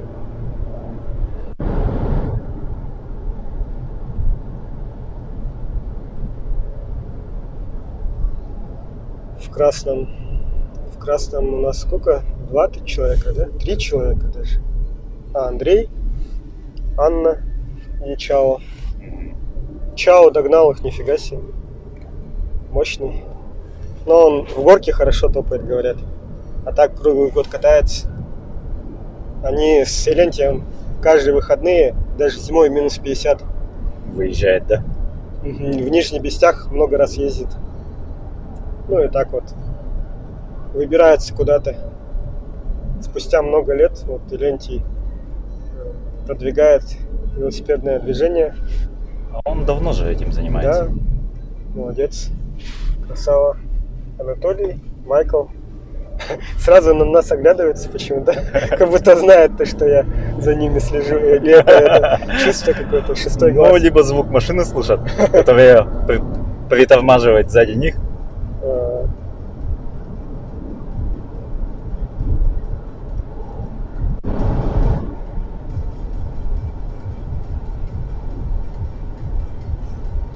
Кто это у нас еще должен спереди быть? Среди девушек вроде все, да? Или нет? Так, это вот второй пилотон, а первый он там дальше будет. Вот машина сопровождения, которая вот едет. А мы ту девушку Ольгу обогнали, нет? Нет еще, не обогнали. Нет? По-моему, нет. Анюта отстала, что ли? Там Анюта же была только что или нет? Так, это у нас Максим Алексеев.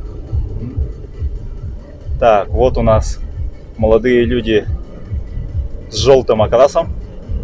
Можно даже так узнать. Во время гонки все перемешивается туда-сюда, как в колоде карточной. Туда-сюда, туда-сюда. Кто-то назад уходит, кто-то вперед. Кто-то вперед. Ну это нормально для гонки. Кто-то подустает, кто-то копит силы. Константин Монтананов вообще красавчик, ветеран. Он 6-го, что ли, года рождения. Ну, не суть. Так, 2-е место Егор Васильев. И спереди у нас Николай.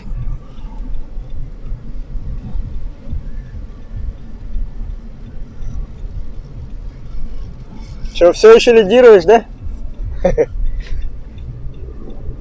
Заставляют работать молодых участников, молодых новых спортсменов.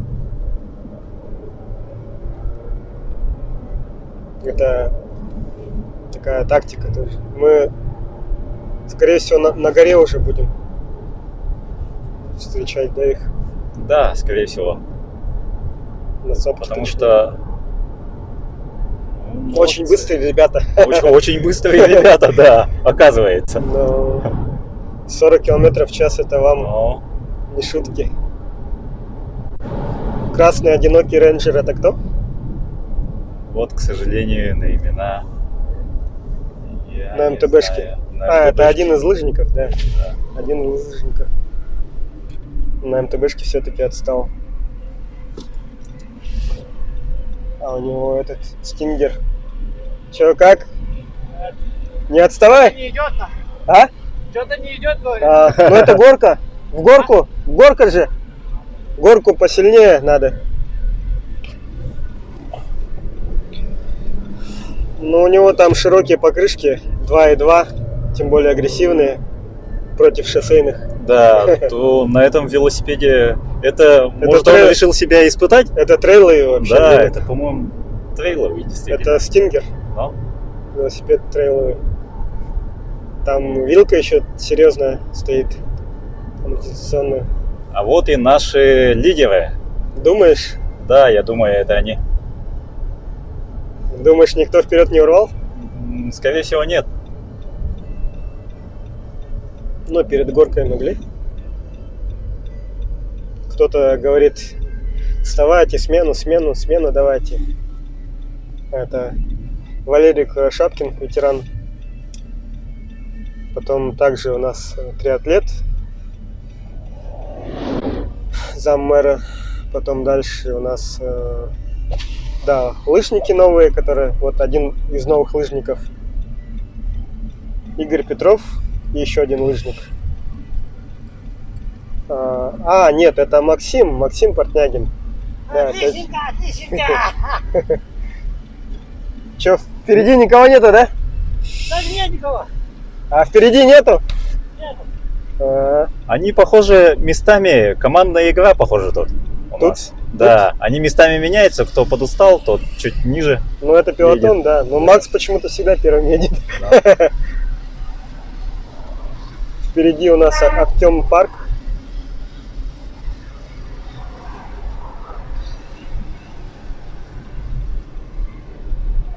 Че, Макс?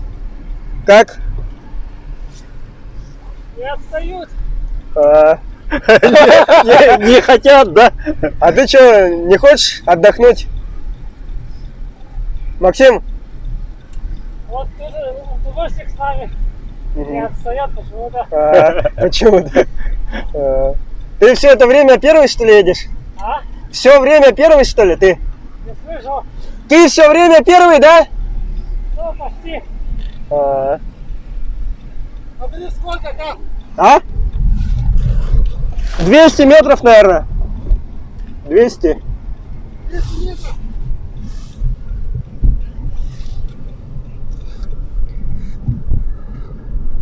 Макс Портнягин почему-то опять впереди едет.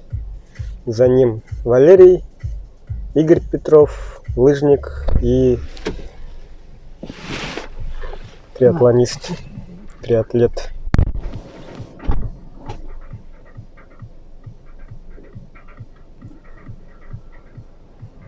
Так, что-то долго едут товарищи. Можно было секундомер, кстати, взять и измерить, насколько отстает второй пилотон. Но разрыв уже солидный. Максим рвет и мечет. Очень хорошо работает.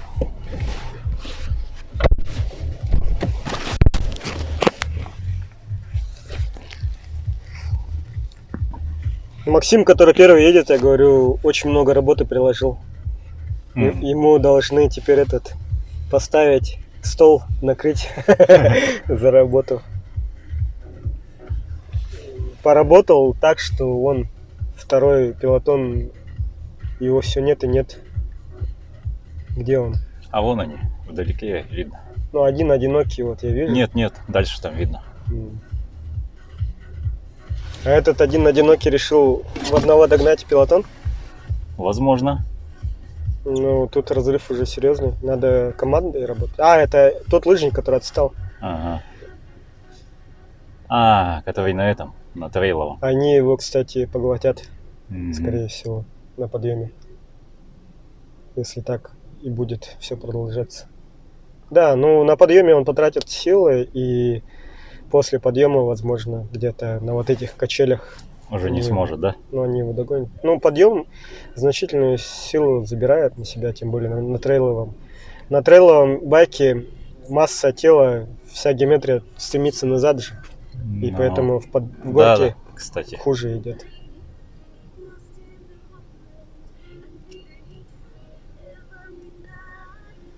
Ну, в этом плане, конечно, обычный кросс-контрийный велик именно на шоссейных гонках получше будет. Ну, более предпочтительный. Да, он как будто золотая середина. Фактически, да? Угу. Ну, и то смотря какой контрийник. Есть очень тяжелые, даже с остальной рамой. Контрийник Стерн или Детафлай, да? Да. Или какой-нибудь GT, Merida, Canyon. Ну вот, GT со своим треугольником Triple Triangle Analfire Technology, там на пересеченке, конечно, он плохо себя ведет, а вот на асфальте жесткость вертикальная очень большая. Матананов, Егор Васильев. Егор вообще жестко работает. Они... Наш триатлет, они от него оторвались. Но он, конечно, они, может быть, ошибку совершили, что его вперед пропустили, он на них работал. Они думали, что это хорошо, но у него средний темп был недостаточно высокий, и за счет этого они отстали. Может быть, такое может быть, да.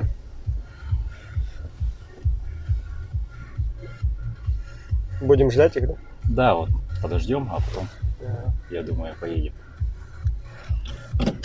Егор Иванов, жаль, отстал. Там мог бы составить конкуренцию. А Ян поднабавил. О, действительно, отстал, оказывается. Кто отстал? Я, к сожалению, по именам плохо знаю наших спортсменов. Ага. На каком велосипеде? Вот, с зеркалом. Или он с ними ехал? Сейчас догоним, посмотрим.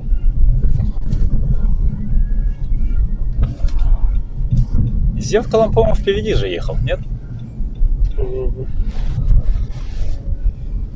Нет, он постоянно в этом пилотоне ехал, мне кажется. Нет, просто Аян, он особо же никогда не тренировался, а тут он на шоссейнике, на гревеле вышел и сразу так, лидирующей позиции. А так он, да, катается активно на велосипеде. Или это просто уровень мастерства самих спортсменов понизился. То, что сейчас никто не тренируется особо. Единственный, кто тренируется, это, наверное, Максим Портнягин, и то он бегает.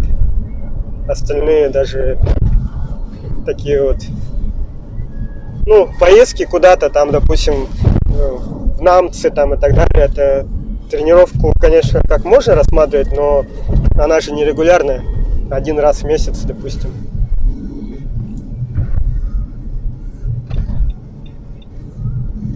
Так, а это, кажется, тот спортсмен, который ехал, только он едет в другую сторону.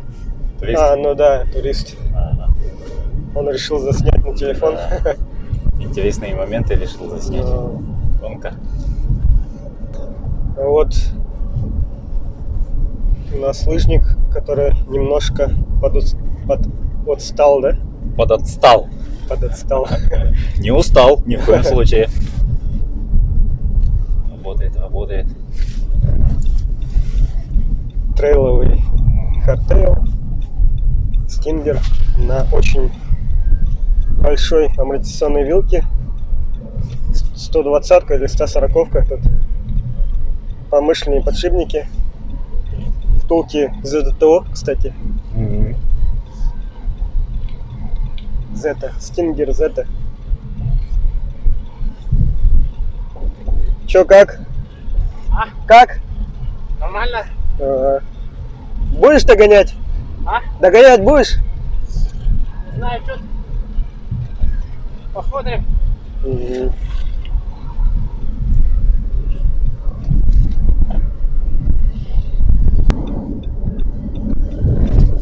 Наших гонщиков обижает даже большой груз. Жесткая борьба. Заруба, смотри, надо посмотреть, кстати. Именно вот стратегически важный момент перед подъемом в гору. Сейчас, видишь, Игорь Петров пытается небольшой отрывчик сделать, чтобы первее в горку войти.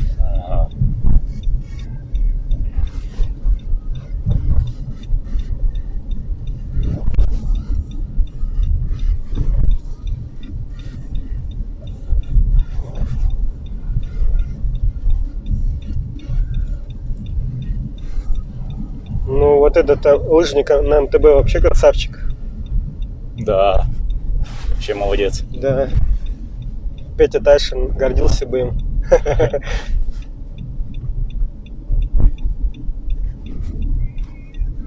Казалось бы, обычная МТБшка. Ничего примечательного.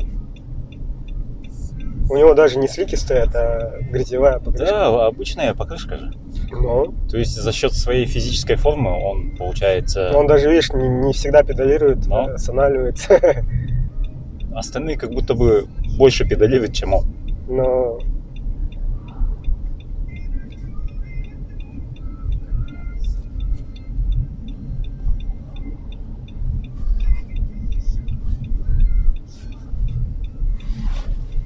Ну вот по каденсу можно, кстати, заметить, у кого-то каденс быстрее, у кого-то медленнее. Вот сзади наиболее правильный каденс у человека. Он быстро педалирует, там где-то 90-100 нужен педаляж, чтобы колени не умирали. Если каденс там 80 или меньше, то там большая нагрузка на суставы идет. Ты, кстати, по поводу этого можешь что-нибудь сказать? По этому поводу, ну, правильно начинать с правильного байкфита, наверное. Ну как, если седло опустить слишком низко, нагрузка, соответственно, увеличивается. Коленки должны разгибаться, но не полностью. Там угол где-то должен быть около 170-175 градусов. В этом положении нагрузка будет распределяться равномерно. Это у нас комментирует врач-травматолог Винокуров Аял. Кистевой еще. Кистевой хирург. Так что если какие-то проблемы есть, ну не только с кистью, но и вообще в целом, да, можете обращаться именно по костям, да? И суставам. Нет, ну опорно-двигательный аппарат, заболевания, последствия перенесенных травм. Туннельный синдром. Ну, туннельный синдром в том числе. То есть у тебя сколько дотеров ты принял в качестве пациентов? Сколько пациентов, которые велоспортом занимаются? Дотеров. Дотеров? Да. Ну, дотеров так не скажешь. Ну, бывает, да. Он не прознается, да? Бывают люди такие. С туннельными синдромами. Или если он входит с пинком в дверь и говорит: я вашу маму знаю. Это сразу дотер. Они так, конечно, не делают. А ты в доту играешь? Нет, я не играю. Ну, хорошо. У меня забот хватает полно. Семья, дети. Поэтому... А так в свое время... В свое время, ну, линейка была в свое время. Это я точно никогда не забуду. На каком сервере играл? Ой, я уже не помню. По-моему, какой-то пиратский сервер был. Там в основном в Якутске было 2 сервера, типа Darkness Lands. Вот, как раз, по-моему, на нем я играл. Да, и было X3, который это Iron. А вот этом на первом X1 ты с первых хроник играл или когда уже C4 было? Вот прямо с первых. Я буквально сколько времени потратил на это. Там первые хроники, по-моему, всего год были, потом сразу поменяли на 4-е C4 хроники.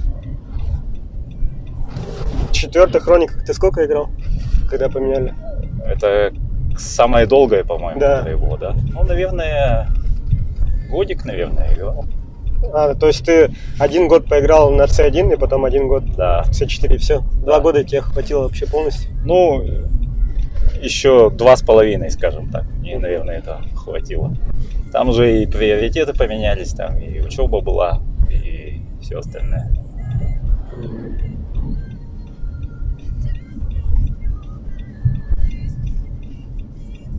Ты Ольгу Скрябину знаешь? Знал? У нас активист, она была председатель в этом филологический факультет. А, знаю. Она активно, кстати, в линейку же играла. Да. И до конца играла. Расстояние сколько? Много. Километр, наверное. Ты сказал 200 метров. Ну уже километр. Километр или 800 метров. Совпадение, да? А? Совпадение скорости, да, у них? Да. Там кто лидирует? Егор Васильев. Иванов Егор где? Он сломался на старте.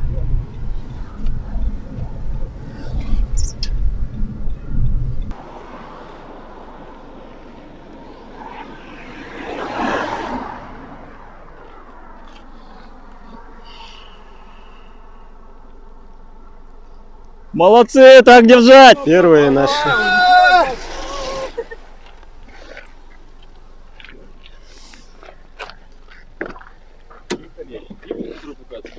Ага. Да, Самгинского Луса прямиком. Ван, ну что, поехали за ними? Поехали. Посмотрим. Жесточайшая заруба. Да. На подъеме. Вот, сейчас начинается самое интересное. Ну, первый подъем мы, к сожалению, не смогли заснять, потому что там очень большое скопление народу было. Да. А вот этот подъем очень медленно тогда поедем, да? Да, очень медленно поедем. Кто как педалирует на подъеме, это вам будет мастер-класс по тому, как подниматься в горку. Потому что у каждого разный стиль езды именно в горку. Когда велосипедисты только-только начинают кататься на велосипеде, им нравится именно спуск, а подъем они ненавидят. Ну да. Можем по правой линии, да? Прямо за ними ехать? Наверное. Прямо за ними? Ну, можно немножечко выехать, но там машина, наверное, будет. Их все равно никто не догонит, наверное. Сзади разрыв очень серьезный. Вот, видишь, люди работают активно не только ногами, но еще и руками. Вот можно по лыжнику заметить, как он... все лыжники, вот среди вот этих велосипедистов, которые едут, те, кто лыжники, они активно работают руками, потому что они у них очень хорошо развиты. Там же палки надо постоянно. Да. И за счет этого у них подъем наиболее эффективно берется. Даже несмотря на то, что, возможно, некоторые лыжники немного отстают от велосипедистов, которые очень велосипедисты, но благодаря рукам у них подъем идет хорошо довольно-таки. Во, заодно их будем защищать, да? От больших машин. Хотелось бы, конечно. Все хорошо идут на подъем, никто не отстает. Дружно так. На спринт какие твои прогнозы? На спринт, я думаю, Игорь, скорее всего. Игорь, может. Ну, новые лыжники у нас есть. Макс Портнягин. Макс Портнягин на спринт, думаешь? Я думаю, сможет. Он горняк очень хорош, в горку хорошо идет. Он недавно видео скидывал на ютубе, где он там чуть ли не 10 человек на этот именно подъем сделал. А так в горку он вообще люто. Даже когда только сел на велосипед, и мы в горку поднимались, он вперед, короче, жестко улетает. Я за ним пытаюсь ехать, его догоняю, у меня жесткая одышка, а он так спокойно на лайте. Как будто ничего и не было, да? Да. Вот он и Егоров Андрей, который был вот на кубе с зеленой вилкой. Да, кстати, о легких, извини, я тебя немножко перебью, да, свою ремарочку вставим. Есть такое понятие, как жизненная емкость легких. И вот как раз таки у спортсменов, которые вот занимаются велоспортом, занимаются лыжами, у них этот жел, ну, сокращенная жизненная емкость легких, она увеличивается. И, соответственно, воздух, который заходит через нос, рот, ну, как мы дышим, да, он, кислород воспринимается совсем по-другому. Больше усваивается? Да, больше усваивается, и организм, естественно, тоже перестраивается вместе с сердечно-сосудистой системой. Ну тут, да, в купе особенности в целом, сердца. Да. У спортсменов всегда же брадикардия, у них там 40-50 частота сердечных сокращений. У меня 42 было в свое время. Ну, в спокойном темпе, когда просто сижу. Небольшое отставание. Че, как? Догоняете? Догоняете? Не будем мешать. Будем мешать человеку. Так. Ну, это опыт. Он не так давно начал велоспортом заниматься. В основном для себя, конечно. Это все делается.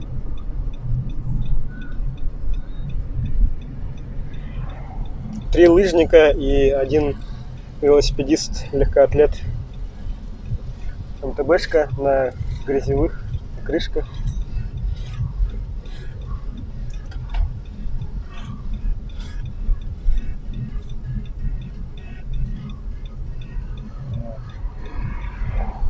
Валерий Крашаткин, он же тоже на МТБшке едет, кстати.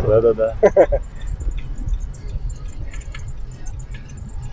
Что-то тут трещит. Какие-то звуки появились. Максим, что за звуки? Передний переключатель, да? Что-то у тебя передний переключатель, да? Задний.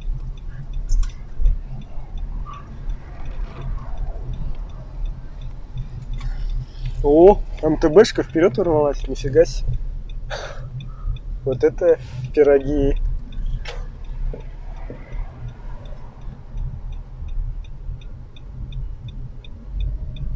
Ага. Второе дыхание открылось. Ну вот мы через зеркало заднего вида видим, насколько отстал наш пятый товарищ Валерий. Так, значит, тут 2 шоссейника и 2 МТБ. Да. Среди вот 4 лидеров. Ну вот, да, люди говорят, вот вы все на шоссерах, на карбоновых. Но обычный GT. Вон, берите пример. Ну, вон Макс Портнягин на обычном этом советском, российском, точнее, алюминиевом велосипеде едет. У него даже что-то там шумит задним переключателем. Ничего, первый едет. Никаких там карбонов и... В Китае карбонов нету. Ни итальянских никаких. Игорь Петров вообще красавчик. Да. Не отстает. Темп не снижает. Лыжник, смотри, лыжник решил заспринтовать, и Игорь Петров за него зацепился. Макс Портнягин этот чуть сзади.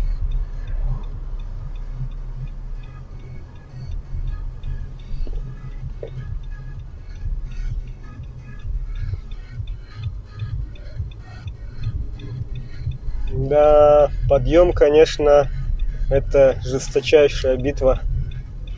Тут тактика тоже решает. Но тут этих подъемов будет несколько же. Горочки будут. Нет, этот основной. Но это основной. Остальные для человека, который тренируется, либо спортсмен, вот остальные горочки, они вообще не считаются. Я вот когда катался много на велосипеде, я только замечал вот эту горочку, а остальные я там даже... У меня спереди двойка У меня на шоссере, типа, там двойка же. Спереди 39 и 52 или 53 звезда. У меня, получается, третья звезда, вторая звезда спереди, 53, и сзади у меня максимальная, там, 11 была. И я все те горочки на 53, на 11 ехал и вообще не снижал темп. И вот здесь приходилось, да, снижать. Ну все, горка Ну вот. основная пройдена. И сразу чувствуете, видите отрыв какой уже? Ну, кто первый забрался, тот, Да, тот забрался. Тот забрался. Мне кажется, мечта Макса Портнягина наконец-то получилась. Какая? Он всю гонку говорит, почему не отстают, почему не отстают. Ну вот, отстали немножко. В кавычках, да? В кавычках. Да, тут, кстати, на спуск у Валерия Кривошапкина 38-я звезда. 38-я. 38-я. Против 50-х, 53-х у Шоссера. Это сковородка-то? Ну Почти. да, у него сзади сковородка, а спереди 38-я. Ну просто 38-я это наибольшая звезда на вот этих МТБшных шатунах. Максимально возможная, получается. Так, давайте поедем с вами и посмотрим на гонку лидеров. Ну, Максу мешать не будем, не будем у него спрашивать комментарии там, и так далее. Просто сзади поедем он и сейчас посмотрим. и так со всей дури пытается догнать. О, нифига себе отрыв. Это жесть. Да, это сколько уже метров? Это где-то уже метров 100. Да, 50. где-то 200 где-то даже уже. Хороший отрыв. Но ну, их отвлекать тоже не будем. Нет, не будем, мы сзади поедем. Да, а то отвлекутся, расслабятся и все. Это интересно. Я вообще думал, если Максим в горку первый заедет, он жесткий отрыв вперед сделает. И все, его больше не догонят. А тут все наоборот. Ну хотя Макс на подъеме же что-то там комментировал. Ну мы его немножко отвлекали. Не, ну с другой стороны он сам, я вот по виду смотрел, он на мускулы его, на ноги, он не особо прилагал усилий, видимо, сэкономить хотел. Ну видишь, скупой платит дважды, если все деньги не кидаешь в подъем, то приходится расплачиваться, особенно если ты горняк. Если у тебя главное преимущество это горы, подъем в горы, на горке в сопке, то нужно это по максимуму использовать. А у Игоря главное преимущество, знаешь какое? Какое? Спринт. Спринт? Ага. Ну так вот, ты же у меня спрашивал насчет спринта. Я говорю, ну, Игорь сможет. Ну вот, если он съест вот этого впереди идущего лыжника, да. Хорошо. Я помню, с какого велосипеда у него то ли Штерн, то ли Стелс был какой-то. Очень такой весь расшатанный, разболтанный. Он с такого велосипеда начинал. Ну, тогда в то время Стернов не было, Стелс, скорее всего, да. был, ага. Я к нему в Покровку приезжал, когда в АМГе работал. Тоже на велосипеде к нему приехал в гости погостить. Тоже прокатились по местности, посмотрели. Вот. Человек тоже давно уже занимается. Да, он, кстати, с Алексеем ездил на гонку Трансбайкал, представлять Якутию. Там всего было зарегистрировано команд 40, наверное. В команде было по 2 человека. Ты не помнишь, да? Нет, не помню. Ага, там, получается, гонки двойные были. В каждой команде по 2 человека. Всего команд было 40. И они с Алексеем заняли 12-е, по-моему, место. Или 12-е, или 14-е. То есть достойно представили республику Саха-Якутию в таких российских больших соревнованиях, гонках. Да, больших гонках. Кроме этого, Игорь Петров участвовал в Москве в гонке Чулкова среди любителей. Он там тоже где-то 13 место, по-моему, занял. Это тоже хороший результат. А там в Чулково, там вообще в каждой категории человек по 150, по 200. Это притом не самая лучшая его форма была на тот момент, когда он ехал в Чулково. Чё? Какой-то комментарий? Да нет, да, вот я сейчас смотрел за двойкой лидеров. И один педали крутит, другой не крутит. А вот начинается опять. Ну да. Небольшая. Максим Портнягин уже 300 метров.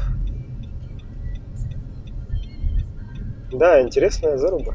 Сейчас спуск и сразу финиши, да? Да. Практически. Практически сразу финиш. Но...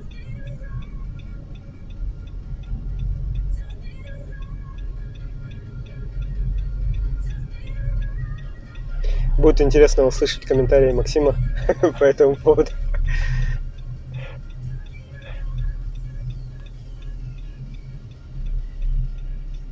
Ну, не все потеряно.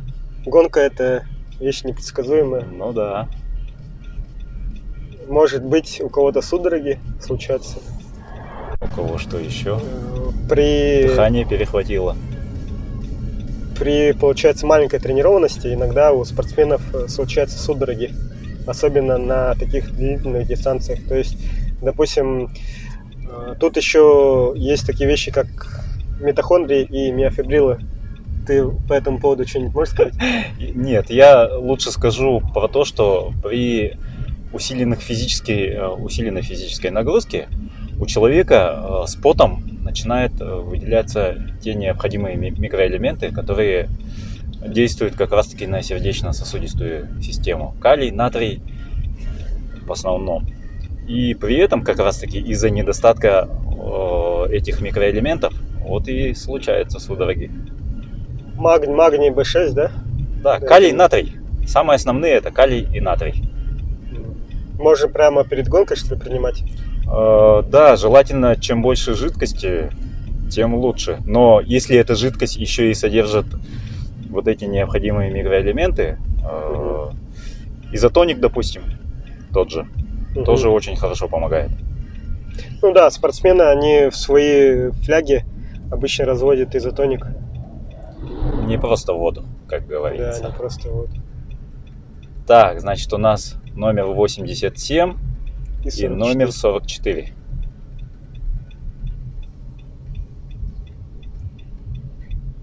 МТБшка весь этот подъем лидирует в подъем. Да и не только в подъем. Там и вилка, по-моему, простенькая стоит совсем. Да, велосипед тяжелый, начального уровня. Без блокировки, без ничего. Да. Но я думаю, Максим это специально делает для того, чтобы усилить свою тренировку. Максим Портнягин? Да. Типа он специально отстал? Нет. Ну да. А вот спереди номер 87. Это у нас кто? Лыжник. Ну, имя мы не знаем его. Ага. Просто пусть будет лыжник. А за ним другой лыжник, Игорь Петров. Игорь Петров приехал из Амги. До Амги у нас сколько километров? До Амги 187 примерно. Да, 200 километров приехал, чтобы выиграть. А что он говорит? Что ты? Че? Сколько метров до Макса? 400. Много. Хорошо оторвались.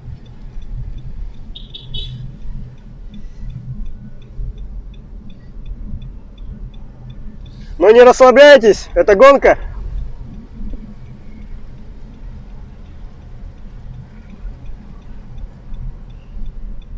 Все, дальше прикрываем.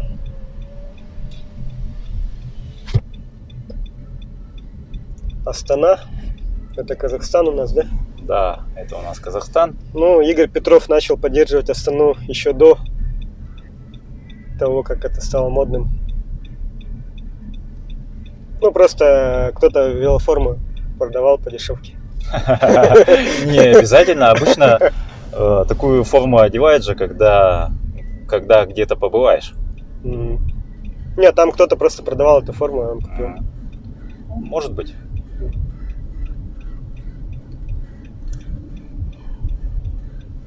иногда вот спортсмены покупают себе велоформу, а размер не подошел. И они их продают, да? Да, продают. Я вот тоже купил штаны Fox, Trolley Design.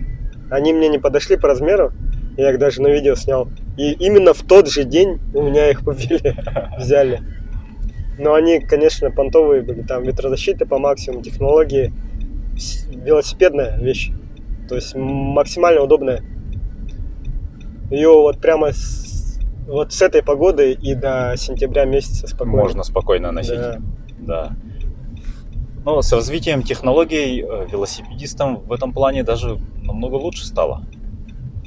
Но уже в джинсах не надо. Даже не сколько технологий, а сколько технологичной одежды. Угу.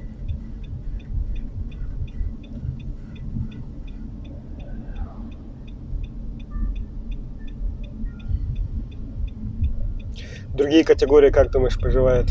Типа женщины-ветераны? Я думаю, в порядке. Едут с небольшим отрывом, но едут.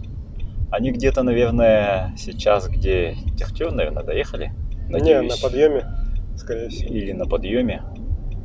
Ну, именно вот лидеры. Лидеры. Лидеры женщины. Лидеры на подъеме, скорее всего. Так, и у нас сейчас скоро будет замечательный спуск, где... Надо прикрывать велосипедистов, скорее всего, чтобы там их не задавили. Сзади? Да. Хорошо. Когда они будут спускаться? Угу.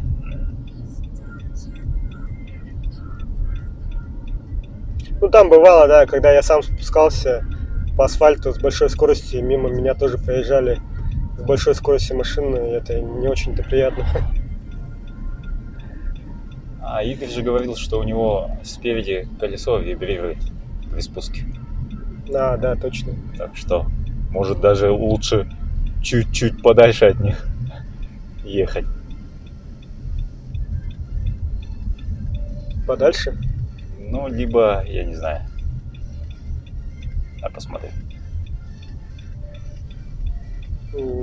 Макса Портнягина уже зеркало не видно вообще. Хотя тут очень там маленькая точка едет, вижу. Вижу, едет. Едет, спускается. Ну, разрыв уже больше 500 метров, да? Ага. 800 метров, да? Уже где-то. Визуально. Визуально, да, где-то так. Может, даже 700, Ну, наверное. если они сбавлять темп не будут, а Игорь Петров навряд ли будет сбавлять темп, то... Ну да, вот этот товарищ на МТБшке, если он сейчас устанет на спуске, и Игорь Петров может на финишные там 5 километров в соло уехать вперед. Ну, я думаю, у них сейчас тактика есть. Тактика. Изначально Ой, была больше какая-то грузу сейчас, тактика. наверное, помешает. Оу май! Оу май! Они по встречке пойдут. Ну, с левой стороны. Сейчас Это драфтинг. не очень хорошо.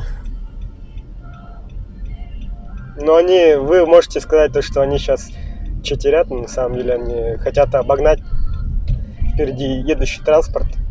Они ни в коем случае не экономят силы, потому что именно на этом спуске они гораздо быстрее бы спустились сами, без машин. Вот, видишь, он справа обгоняет и уже вниз идет на спуск. МТБшки в этом плане, кстати, лучше. Ну, я вот, когда мы на подъем шли, я тебе говорил, что... Потому что на шоссейнике опасно. На каждой кочке будет. Поэтому... все, поехал. МТБшка даже оторвется, да? Да, отрывается уже.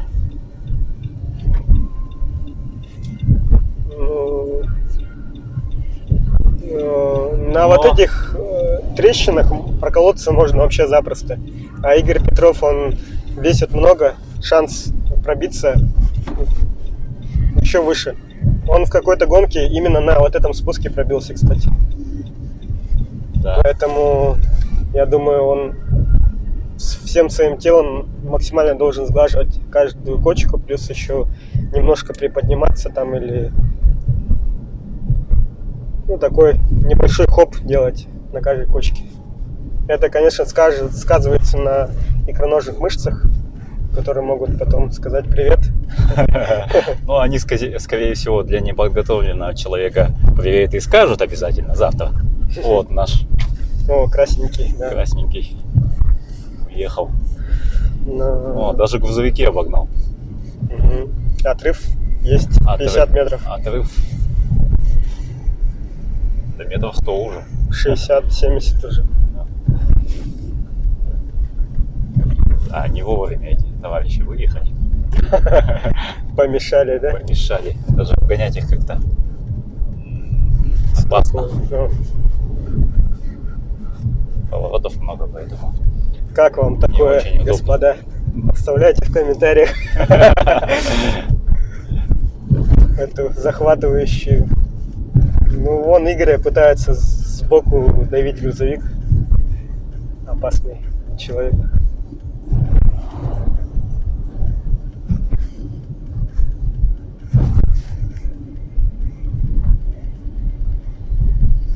Ну, отрыв несущественный, мне кажется, для шоссера.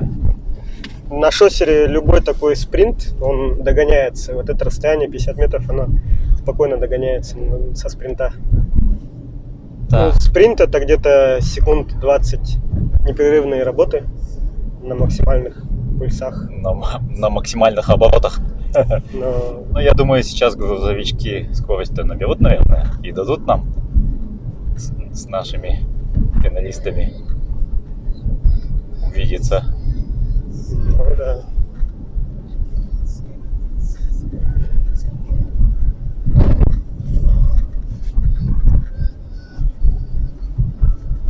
Че, Владимировка, сколько километров отсюда? Отсюда, да, недалеко.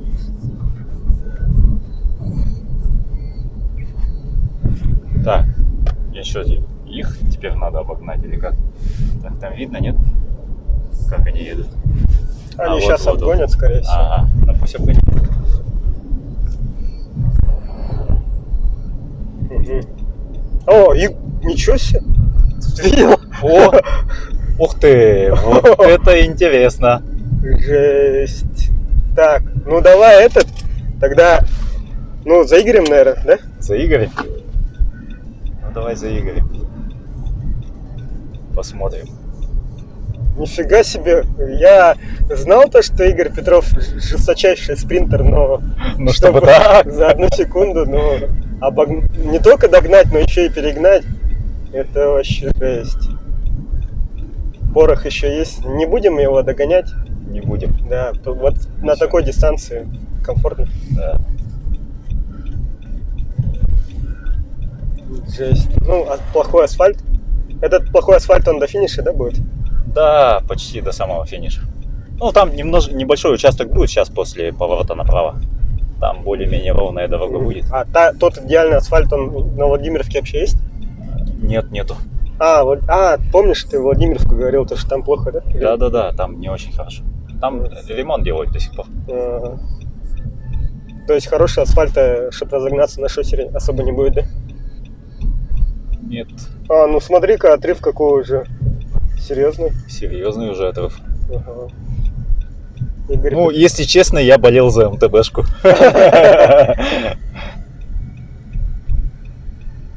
Опыт не пропьешь. Да. Игорь Петров имеет среди всех участников больше всего опыта участия в гонках. Не только по Якутску, но и с выездами в другие регионы. Другие регионы, вот как мы до этого отмечали 2 раза, это Москва и Трансбайкал. Ну, может быть, еще и больше. Может быть, чего-то мы не знаем. Возможно. Да, возможно.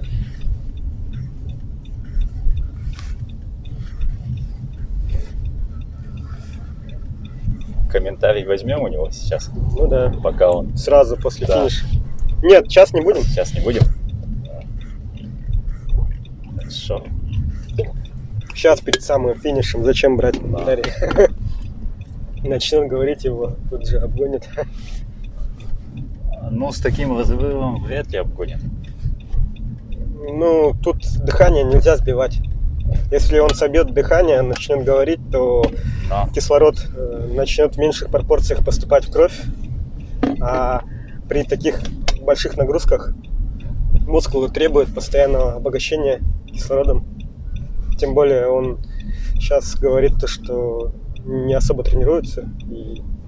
Хотя у него митохондрий и миофибрил достаточно много должно быть после лыжных тренировок. Это же электростанции организма. Но чем больше мяса, тем их больше.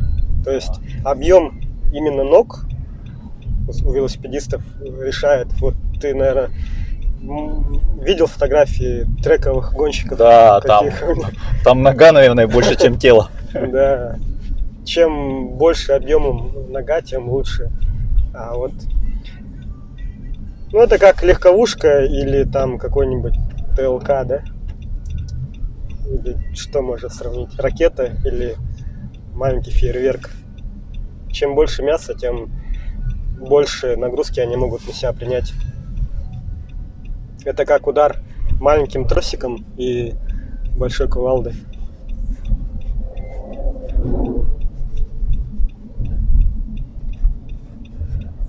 Поэтому спринтеры, у них ноги всегда большие.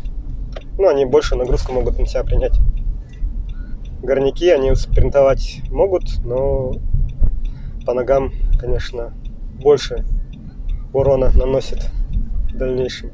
То есть лучше много не спринтовать во время гонки.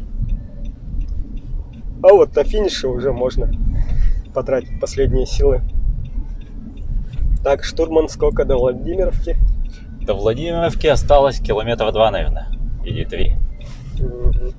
В общем, дистанция сокращается до самого минимума. Между вторым местом? Нет, финишем? Дистанция до финиша, а между первым и вторым, да, ну тут сокращение уже очень серьезное становится.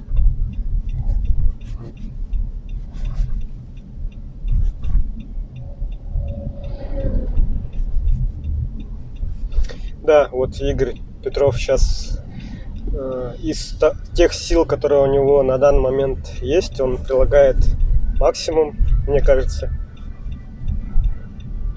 У него каденс не такой высокий, конечно, чем у Игоря Петрова. Он хочет что-то спросить опять, что? А зачем? Видать, не знаю.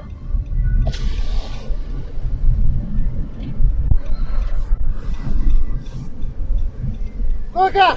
Много! Сколько? 200!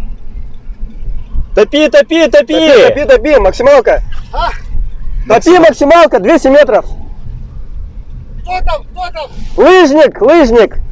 А за ним? За ним отрыв большой! Сколько? Макс отстал вообще на километр!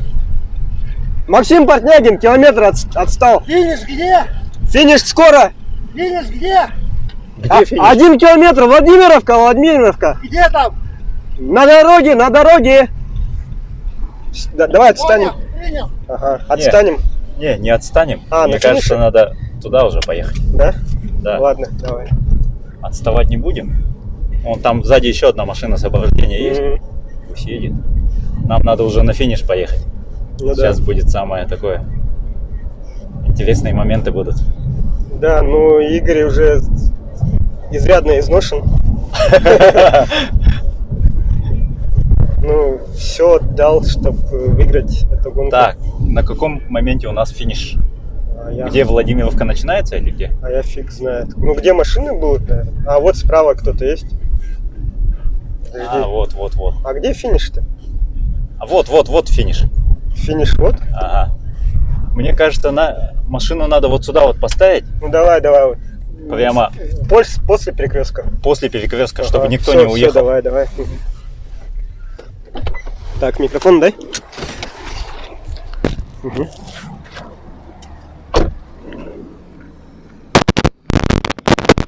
Ну вот у нас и финиш.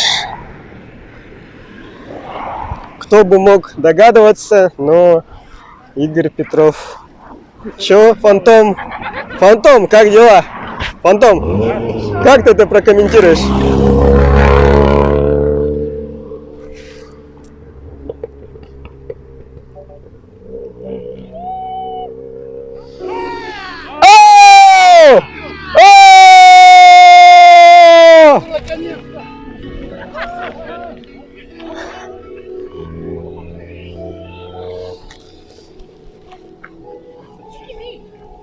Игорь Петров, 44-й. Сзади второе место лыжник, 87-й номер. 87-й МТБ это кто? Шестаков. Шестаков. Кто это? Это лыжник. 87-й, да. Кстати, мне вчера говорили, да, то, что... Аккуратно машина. Так, давай.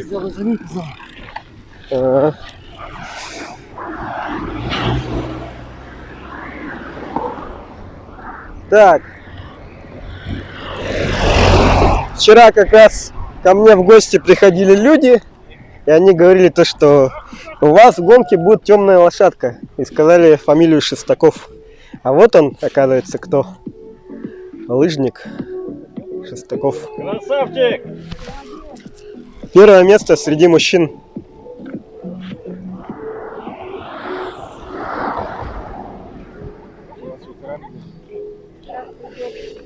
Поехал встречать, что ли? Не, он заминку делает, чтоб... Вы спортом занимаетесь? Нет, бывший. А? Нет, уже не занимаюсь. Хотели спросить по поводу заминки, насколько она важна. Ну, вон третье место, Максим Портнягин, скорее всего. А за ним Валерий будет. Или... Там кто еще пятый был? А, там триатлет же был еще, который заммэра. Их же 5 было, да? 5 было. Ага. Макс Портнягин идет. Макс Портнягин. Макс, да? Угу. А, Макс Портнягин первое место среди шоссе мужчин же, получается. А, он что? Он еще и первое место. Читер. Я на тебя камеру не поворачивал же вроде. Или не, или поворачивал. Вот 840 машины. Мешала, да мешала.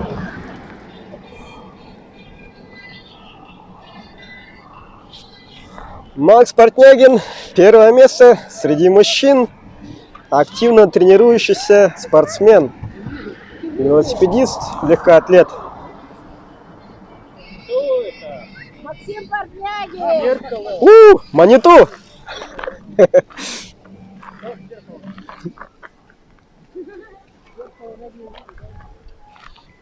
Да, какой же виду бывает? Ой. Камера, да, у него? Да, только занято бывает. Кривошапки! МТБ ветераны, да, первое место? Да.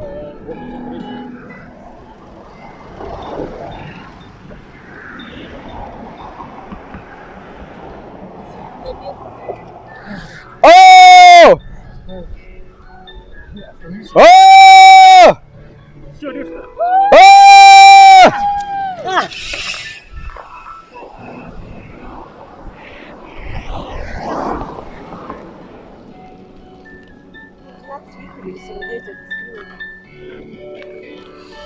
Фантом, ты музыку другую поставь, а? А тут недалеко кладбище, как бы.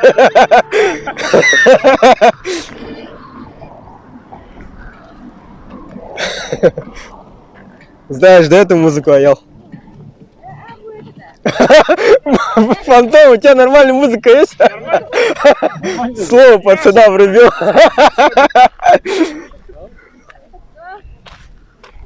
А что так медленно едет? А, это или это Игорь?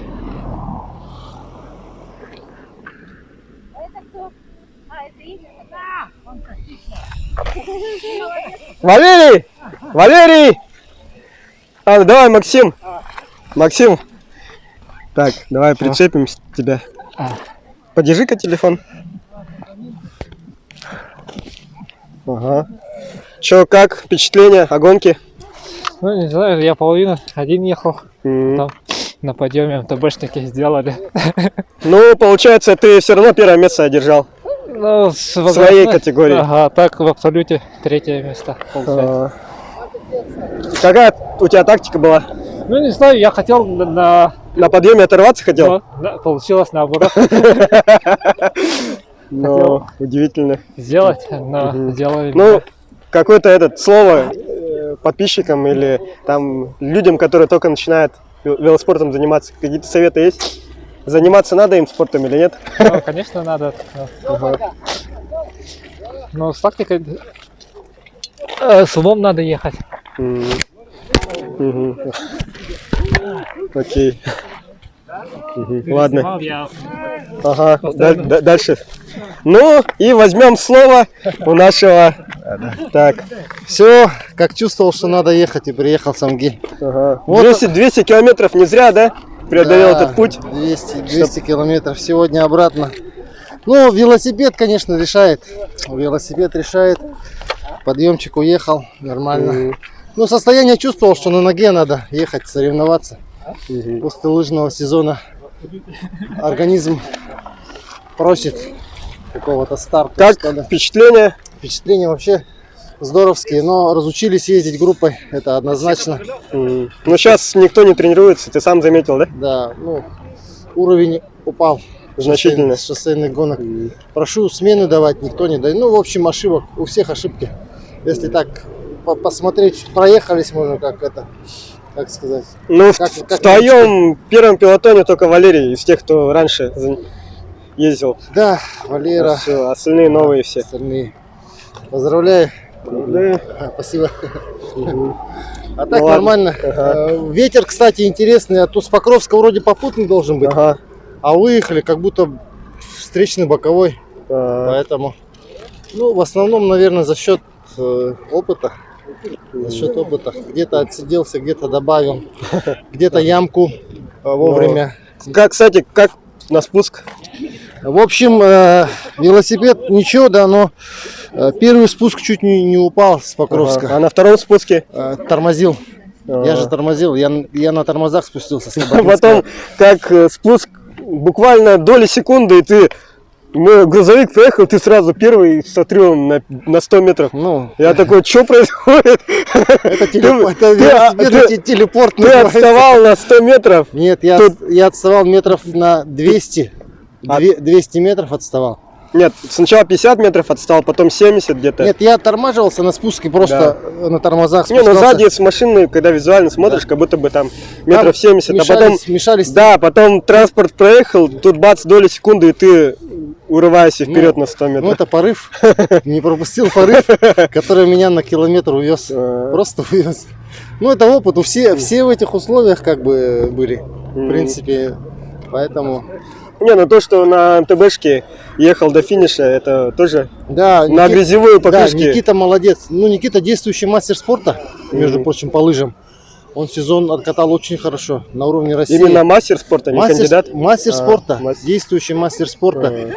Можно сказать, еще повезло, что он подвез кое-где, отсиделся. Ну, да. все-таки, как бы сказать, доля везения здесь присутствует.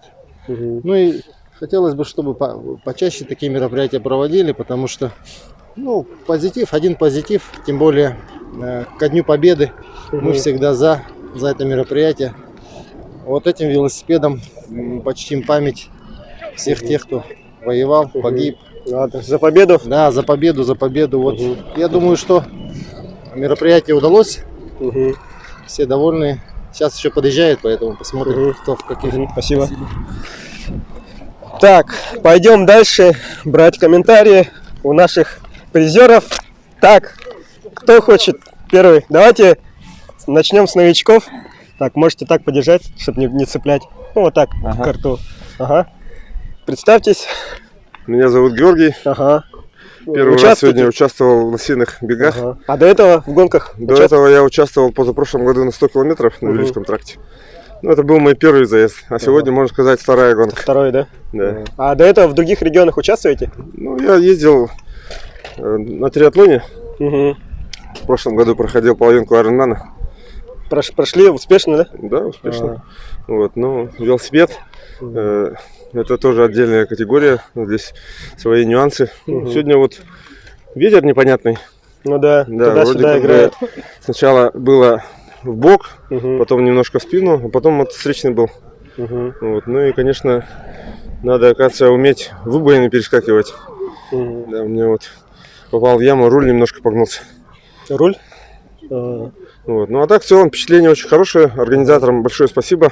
Ребята мощные, есть куда нам тоже стремиться. Будем в следующем году участвовать, надо тренироваться. Что пожелаете участникам будущим, которые захотят в будущие года поучаствовать? Ну, во-первых, надо не бояться. Неважно, вот погода, не погода, ветер, не ветер, надо участвовать.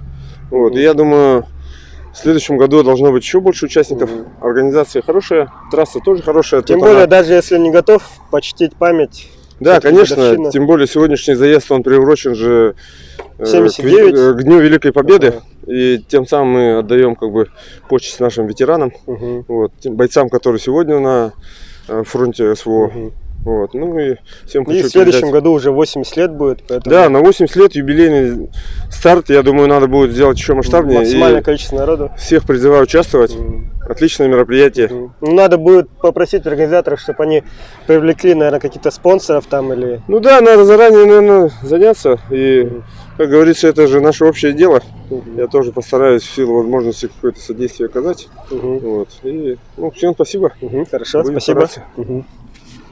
Так, где Валерий?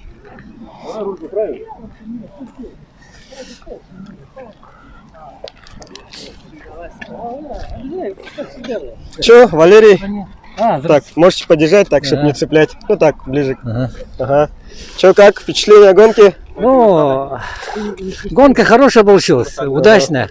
Велосипед, как говорится, наверное, тоже накат стал получше, чем раньше был. Ну и снова первое место среди ветеранов МТБ получается, да? Ну и в общем за счет 4-й залетел же шоссейниками. В основном взяли лыжники, как говорил же я всегда. Ну и Игорь взял, ага. И Максим. Второй, да? Какие вообще нюансы по гонке были? Нюансы, ну, на велосипеде у меня каденса не хватает. Каденс, то есть большой, да? Звезды-то не хватает. Ну да. Каденс под сотню на месте крутишь, и ноги забились. По идее, это в гору я должен был нормально залететь, но ноги сели из-за этого. И не получился. Я думал, что в гору, по идее, должен был залететь. Но ноги подсели.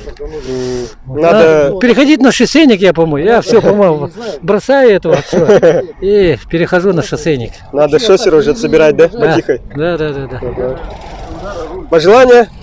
Пожелания. Ну, еще надо проводить такие интересные же. Вот у нас лыжники же. Вот. Один он мастер спорта по лыжам занял, по-моему, второй после на ТБшке залетел, среди шоссеров второй в группе залетел. Вот. Игорь, лыжник, тоже первое место занял.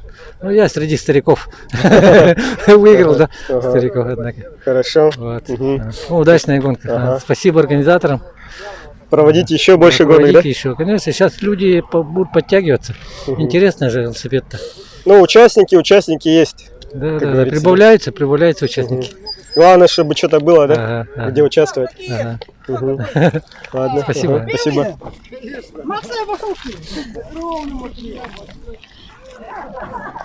Так, и у нас первое место кто? Никита? Вы, да? Так, вот так можете поддержать. Да. Первое место, получается, МТБ, мужчины, да? Да, мужчины. Ага. Вы, говорят, действующий мастер спорта по лыжным гонкам? Так и есть. Ага. Сколько уже лет лыжными занимаетесь? С детства, наверное, да? Ну, с 9 лет, с 9 лет на лыжах стал. Ага. А после уже профессионально с 15 лет, 16 начал. А сейчас сколько лет? Сейчас 25. Все это время беспрерывно тренируетесь, да? Да. Профессионально. Как впечатление? Первый раз, да, участвовали? Да, первый раз дебют получается. И как вообще впечатление? Ну, впечатление отличные, конечно. Ага. Какие нюансы по гонке? Ну, как всегда, держаться сначала за спинами следить, кто как действует, а после вывода уже действовать. Ну, как планировал, как начали в гору подниматься. Ну, уже там было видно, кто там, как идет, как дышал, как сказать. А вообще тактика вот именно вот шоссейных велосипедных гонок и лыжных, какие-то отличия заметили? Ну, шоссейные, получается, они со спуска, получается, уже без шансов, с горными, получается. У них как бы со смазкой все прекрасно, как сказать. А у нас, как сказать, ну, эти МТБшные лыжи не едут, как говорится так. Они со спуска прям улетают, шоссейники. Ну тут на спуске ты же первее ехал, кстати. Ну да, как спуск прекратился, он сразу обогнал. Он Игорь, получается, за КамАЗами спускался. Ну, я сзади видел, он говорит, тормозил, потому что у него переднее колесо болталось. Да, болталось у него. Поэтому он тормозил. А так, соревнования очень такие непредсказуемые. Спасибо организаторам за такое мероприятие. Пожелания есть? Призываете участвовать в дальнейшем? Да, конечно. Участвуйте. Приходите. Свежим воздухом подышать, как сказать. Ну, не главное первые места занимать, а просто пройтись, покайфовать, как сказать. В удовольствие. Хорошо, спасибо. Спасибо. Че, Адель, как? Че как? Ну, вообще. Весело, классно. Ого. Девушки какие-нибудь приехали? Не знаю, не видела. Не видела, да? Девушки еще не финишировали, да? А что с Егором случилось? У него педалька сломалась. Педаль? Педалька. В смысле, он упал, что ли, или что? Или Просто сломалась педалька. Не закрутил, наверное, или что? Как она могла сломаться? Да, не знаю. Красавчик, ты где-то? Вместе ехали, да? Он на хвосте у меня сидел, видимо, я не видел его. Нет, я сейчас потерял. Кого ты обогнал, говоришь? После вас ехал. Я просто обогнал. Но многих обогнал. А вы где вместе ехали? Я за вами ехал, вы далеко, где видно вас было. Видно было. Все время хотелось догнать. А ты один был, да? Нет. Миша, да? Миша был. Кто первый приехал? На мотере. Без понятия. Еще неизвестно? Нет, я-то далеко. Че ты? Какое место занял? Ой, не знаю, я вот за Яном ехал. А Ян третье место занял? Да ладно. Да. Третье среди мужчины шоссе. Круто. О, кто-то среди девушек? Анюта Попова, да? Да, ожидаемо. Че, как настроение? Нормально, все супер. Первое место заняла, да, получается? Да. Ага. Уже какой раз участвуешь в гонке? Ты, по-моему, третий раз. Мне кажется, вообще там 10-й, 110-й. Не, я последний раз здесь участвовала, по-моему, в 2013 или 2014 году. Ну, раньше-то ты постоянно участвовала в гонках? Раньше я, кросс-кантри, а вот на лосине бегаю, это третий раз, получается. Ну, я давно уже не катала, вот. Решила через 10 лет. А в кросс-кантри будешь участвовать нынче? Будет, да? Я просто не знаю. Не знаю. Ну, в Телеграме. Хотелось бы, да. В Телеграм заходи, там у нас постоянно анонсы есть. Всех хорошо. Велосипедных мероприятий. Все хорошо, буду знать. Ладно, давай. Спасибо. Так.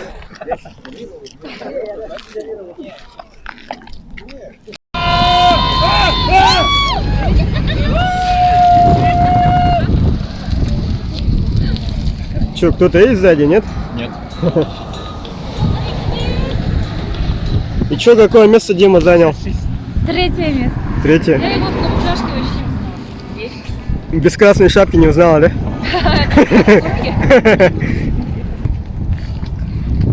Че, как организм? Нет, надо больше силовые делать. Приседы там, я не знаю, ноги закисляются.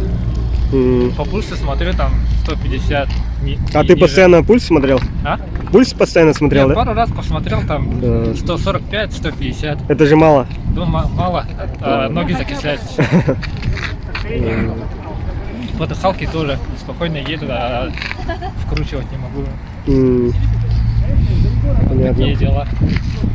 Из женской категории сколько приехали? Из женской? Одна только? Пока что. И то он ТБшник. И то он ТБшник. Денем ТБшником получается. Ну да. МТБ ну вот, выигрывает, да? Второе место МТБшник, четвертое место МТБшник. Че, Миша? Велосипед имеет значение или нет? Не, ну имеет, конечно, но процентов на 50-30. В основном, конечно, худеть надо, короче. Но все равно нынче поборолся, да? Ну, первый раз на шоссейнике. И третье место? Я не знаю какое. Нет, среди ветеранов. Четвертое? Нет, подожди, ты же ветеран. Пятое, наверное, или шестое, седьмое где-то там. А ветеранов много, да, нынче? Ветеранов много. Все сильные, главное.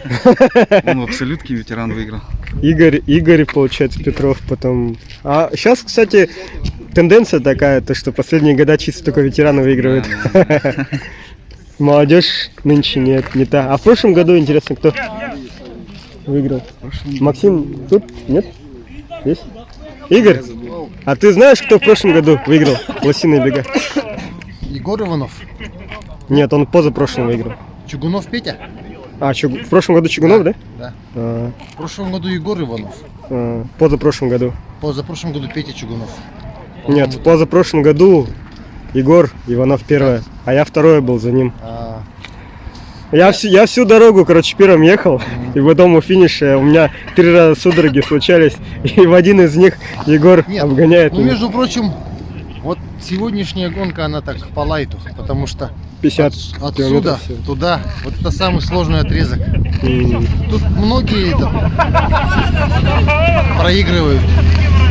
Опыта не хватает, мало едят.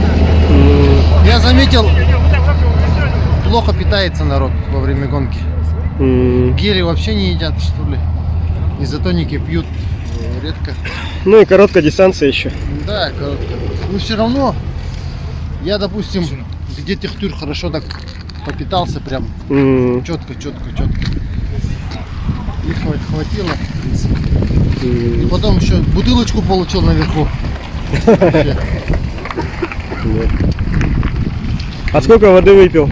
Жидкости? Так, жидкости я выпил литра 2. 2 литра? 2 литра выпил. Что-то много на 50 километров? Не, у меня же объем большое тело. Это я, кажется, я не теряю. Я с запасом. Электролиты были. Тут, между прочим, тоже сложно, потому что это ветер встречный. Ну я на 50 километров, наверное, литр бы выпил. То есть 2 фляжки по 500, в принципе, норм было. Я перестраховался. Ну не зря перестраховался. Да, результат радует. Вот, Анюта. Куртка есть, да? Да, есть. Вот вверх. Анюта решила почтить нас своим участием. Молодец. Чао-чао, как настроение? Нормально, ну как, подставшее настроение. Ты обычно в красной шапке и в ярко-зеленом куртке для видимости, а тут ты решил закамуфлироваться, чтобы не видно было, да? Чтобы никто не понимал, что это я. Чтобы расслабились.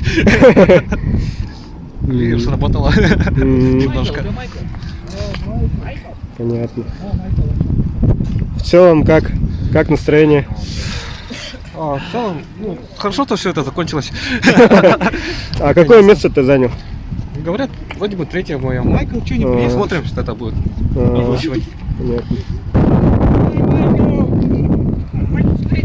Понятно. Финиш!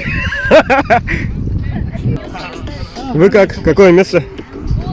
4-й вроде. В своей категории, да? Как вообще ощущения от гонки? Отлично. Дождь я получил от гонки.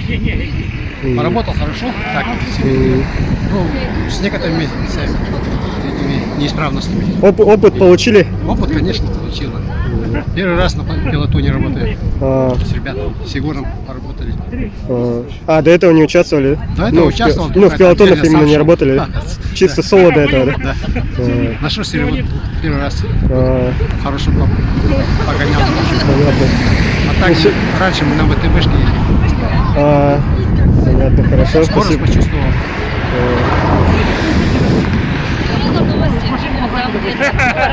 Че как? Андрея так и не зарегистрировали, да? А я без понятия.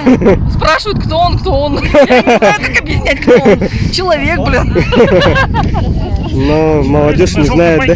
Не знаю. И он едет. В прошлом году, по-моему, тоже участвовал. Ну, постоянно участвует? Ну да. Ну, временами. Только он за хлебушком участвует, как бы. Он не регистрируется. Номера нету.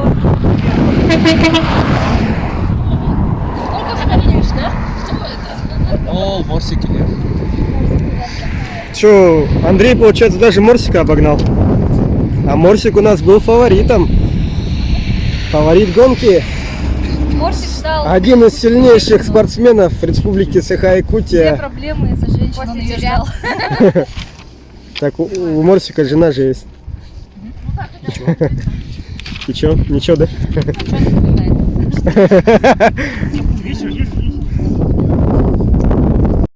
Морсик! Морсик!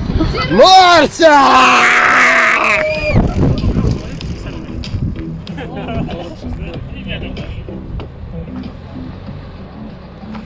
А там сзади у нас кто? Че, наконец-то Мирана доедет? Ага. Это погнала девочка ее, значит. Это же девочка? Где? Спереди? Первая. Она же сзади же была. Блин, надо было сбить ее. Какие плохие вы слова говорите. Я Миране кидала эти. О!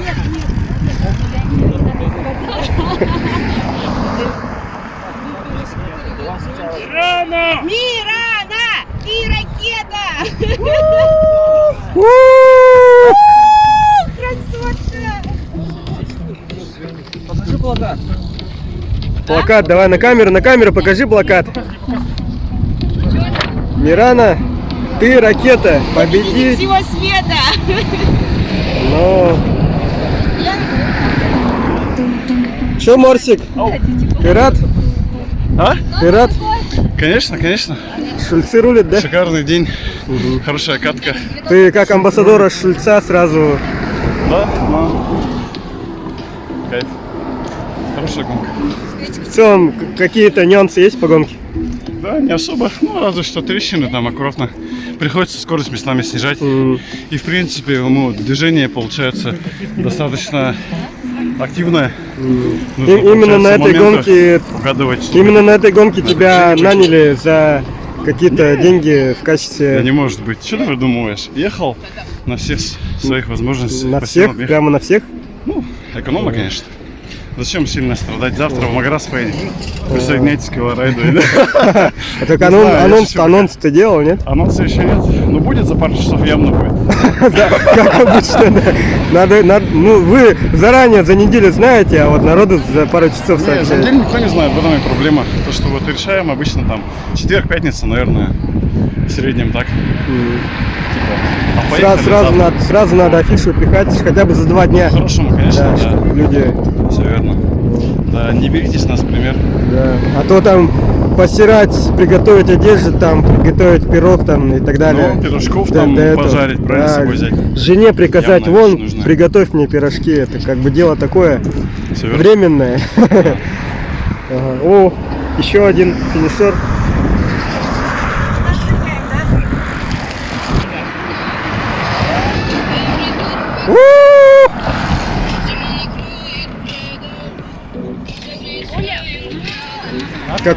Какое место она? Второе место среди ветеранов, да?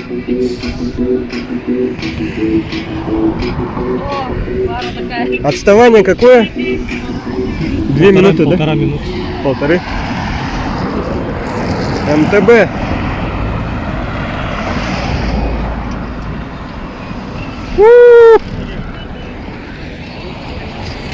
Это на женском велосипеде и занял место. Тут уже фотосессия. Девушки фотографируют девушек. Жалко, что не в купальниках и не в грязи. Ну ладно. Иди сюда с кафом.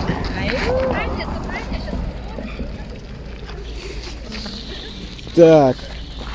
Че, Ольга, как впечатление о гонке? Ой, первый раз участвую. И? Как бы тяжело. Готовиться надо. Ну, дорога плохая. Но тем не менее у тебя покрышки относительно широкие. Ширина какая у них? А? Не знаешь? Давай проверим. Так, 28 на 1,35. Это 35. О, 35 вообще зашибись. Это стоковые, да, покрышки? Наверное, это этот эндуранс.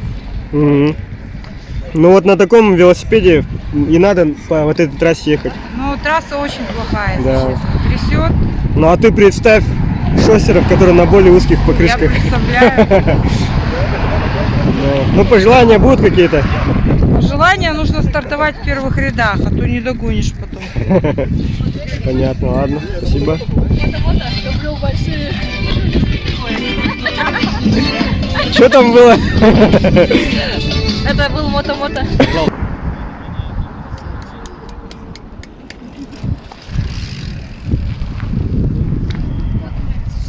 Сборная Намского Улуса. Да. Вася едет. Василий кто? Василий Исаков? Заболотский. А Исаков что, не участвует?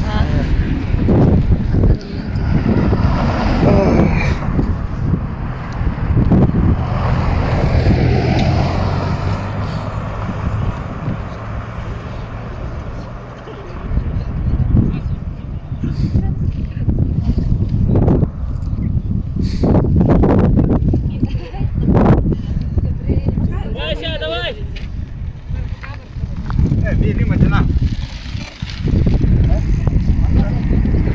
Не покупайте стерн, товарищ.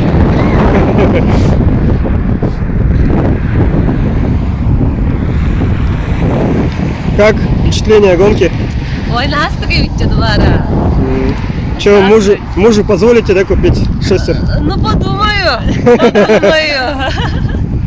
Яким как будете. Да, видите, тут какие зрелищные у нас мероприятия. Оказывается. Надо поддерживать это. Кто, если не мы? Да. Жены. Самим на велик пересесть. Да. Тут, типа, говорят, красный значит быстрый, да? Да, конечно. Под это и рассчитан. Ну подожди, в августе-сентябре я покажу скорость. Сейчас просто Так войду что- в форму. Для нас это начало сезона. Не расслабляйте, да, булки? Мы же только начали. Пошли спячки, сели за велосипеды, асфальт только вскрылся. Вы тоже лыжники, да? Да, вон. Только-только, видишь, на сопках появился снег. В лесу все еще снег. Максим вообще потерялись, да?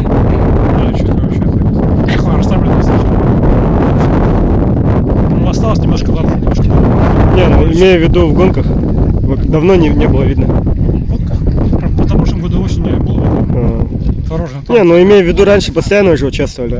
Да, потом что-то заводился. А что, сейчас будете приходить, нет? МТБ, наверное, не буду так. Совсем постараюсь. МТБшки у вас нету уже, да, или есть? Немножко есть, но я просто катаюсь. Понятно. Так я на зал ходил, честно. В зал, конечно, зимой лучше ходить, наверное. Тоже лишний вес тоже мешает на велосипеде. Ну да. Заметно мешает на подъемах. Да у меня у самого сейчас 10 килограммов лишнего веса. Так, что сборная Намского Улуса достойно представила? Хорошо прокатились. Понравилось. Чё, как? Кажется, Мирана место заняла, наверное. Ну, второе место? Мы саппорт делали. А? Саппорт делали для турнира. Понятно. А потом все силы отдали, да? и- Потом зарубились сами между собой. Он Валера первый, самый лучший в Намском Улусе, считай. А так велоклуб Намского Улуса, там очень много людей. Самый большой клуб, по идее, считается. Ну, не считая вот... Якутску, наверное, Да.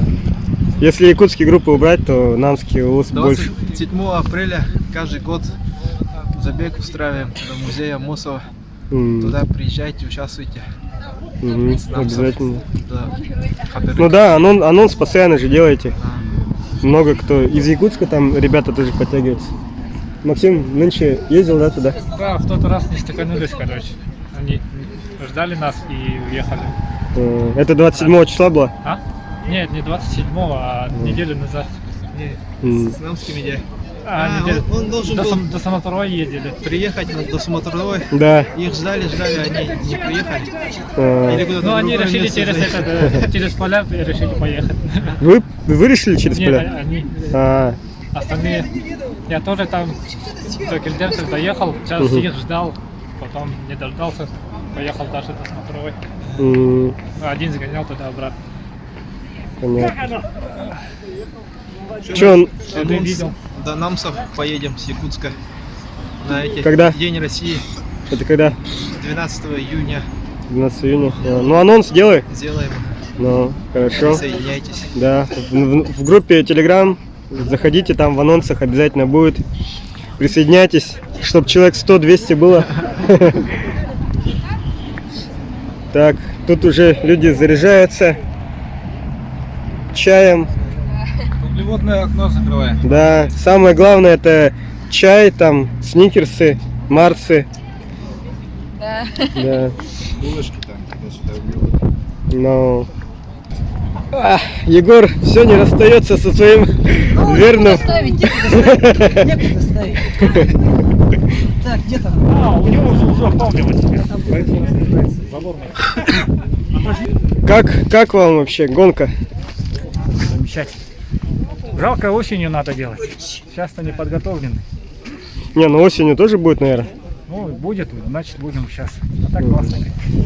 Осенью по Вилюйскому тракту будет, там трасса-то намного лучше. О, там-то надо подготовиться. Ну да, здесь буду готов. Тут-то вообще убитый асфальт.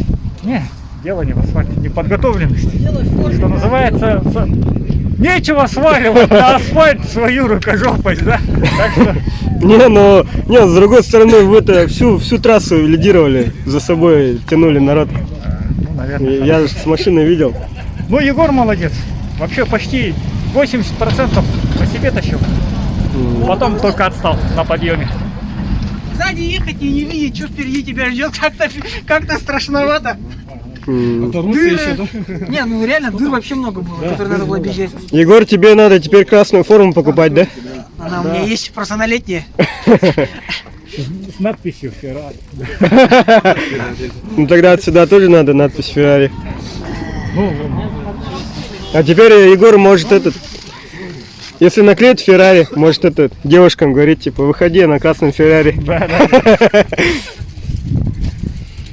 Че, только-только финишировали, да? Только-только? Я, да. Состояние нормальное, стабильно, все. Могла больше, наверное. Какие пульса там? Ой, я уже... Отключили? Отключила, да. Могу позже сказать, если интересует. За 1:40 доехала? Что ли? 56, а так, получается, триатлоном занимаетесь, да? Расстояние больше. Почему? Чем по положению, по моим часам 56-93. А в положении 55, да? По положению 63 ровно. Нет, там... Не, без плюса и минуса. Полет нормальный. Вы триатлоном занимаетесь, да? Нет, я первый раз участвую. На велосипед села буквально в прошлом году, в середине лета. Узнав, в прошлом году меня... Или бегом занимаетесь? Ну, как вам сказать, частично всем. И плаванием тоже? Плаванием тоже занимаюсь. И будете в триатлоне участвовать? Наверное, я не знаю, где лучше. Но буду стараться. В следующем году, возможно, поменяю велик. Если получится.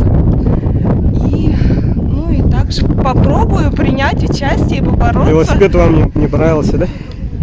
Или как? Почему? То, что было. Выбора у меня не было. Другого выбора. Это ваш личный, да? Нет, это не мой личный. У меня личного даже нет. Одолжили? Одолжила. Понятно. Пожелания будут какие-то участникам, будущим, может, или жителям, которые посмотрят этот сюжет? Очень рада такому масштабному. В этом году очень много участников. В прошлом году было меньше намного, да? Результаты я видела прошлогодние. Рада была со всеми, тут с некоторыми познакомилась. Думаю, хорошо. Сейчас еще познакомлюсь. Будете участвовать в будущем в гонках? Конечно. Вы собираетесь велосипед же купить, да? Постараюсь. Хорошо, спасибо. Первый раз проехалась. Будет тяжело, но в целом отлично. Впечатления какие? Впечатления пока больно. Слишком плохой асфальт, да?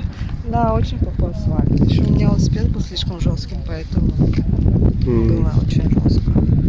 Так в целом все хорошо. Пожелания какие-то есть? Пожелания? Участникам будущим? Участникам? Участвовать надо, нет? Даже без опыта, как я. Ага, ладно, спасибо. Да? Все нормально, да? Потом тянули маленький. Не, надо ширину смотреть, да? Так смотреть. И этот. Высоту вот этого. Какой порог? Мы про коровник. Мы про коровник. Неинтересно. Ясно. Че, как? Доехали? Доехал. Отлично? Ну да, ничего. Тяжеловато, вот последний участок против ветра. Там почти как стена. Стену пробиваешь. Ну, сзади еще много участников. Сзади еще много, да? Да, очень много. Так что вы доказали самому себе, что есть порох. Да, я с прошлогодним временем соревновался, в принципе. Ну так, вроде бы темп выдержал, по графику пришел, по-моему. Но, может быть, плюс-минус там секунды будут. Так, в общем, выдержал, прошел дистанцию. Спасибо за участие. Вот, на заднем фоне видите, люди все еще финишируют на различных велосипедах. Спортинг. Покупайте спортинг, будете спортсменами, как говорится.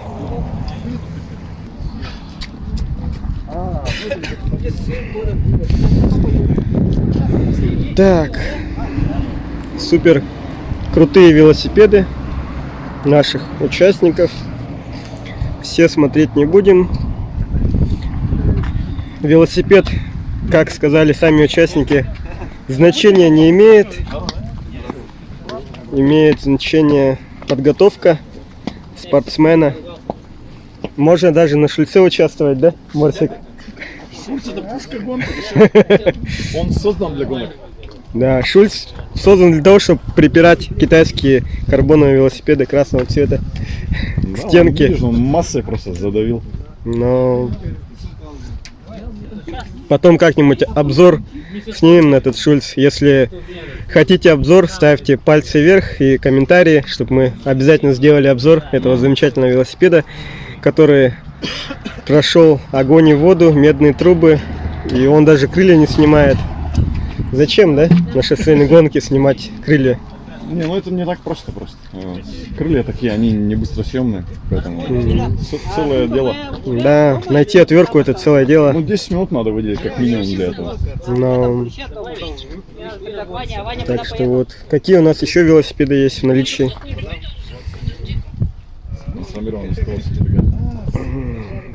Стелс. Фикс.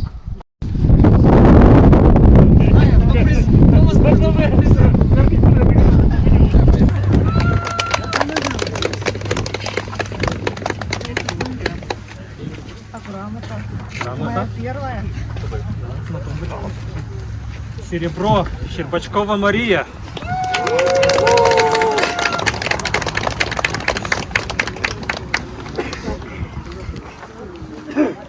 Тут какое-то ограничение есть на время съемки, да? Нет, нет. Просто отключилось? Нет, может, да.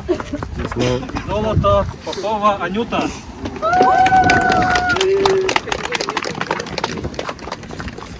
А также абсолютному победителю среди женщин.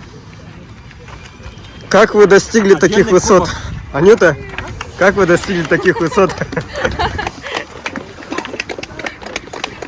Многократный победитель лосиных бегов Анюта Попова.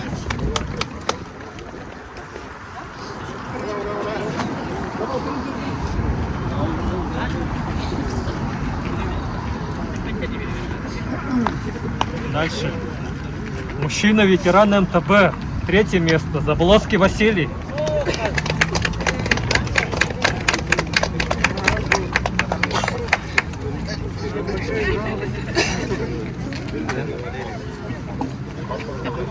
Серебро. Байдак Алексей. Че, как тебе весело, да? Да.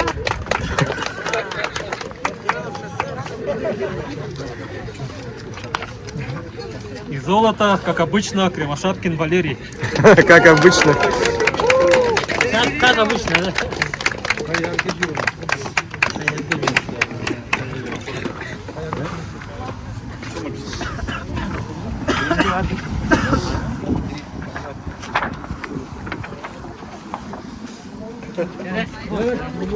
Вчера Валера. Смотрим. Что, гип-гип? Гип-гип! Гип-гип! Ура! Ура! Ура! Следующее. Мужчина МТБ золото. Бронза. Романов Дмитрий.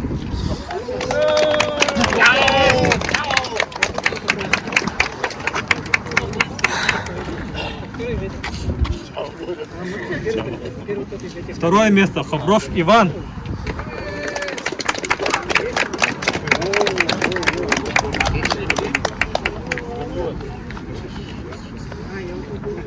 Золото Шестаков Никита.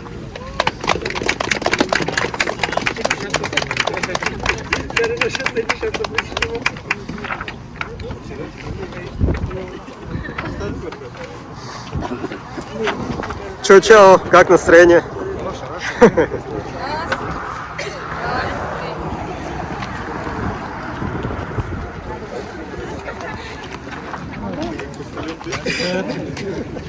Мужчина, ветераны шоссе. Третье место. Алексеев Максим. Айфон, оказывается, хорошо снимает, да? Максима нет. Качество съемки вроде нормальное. Второе место. Гаврилев У Георгий. тебя айфон? Ну вот, покупай айфон. Будешь гламурный. Потом про Телеграм что-то говорил. А, ну да, Золото, точно. как обычно, Игорь Петров.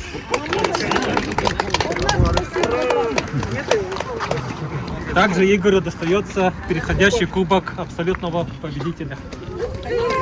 Сколько минут преодолел на расстоянии? Час 45. Нет, а встаньте сюда. Час 45. Нет. А Игорь куда вышел? Он же Зарецкий.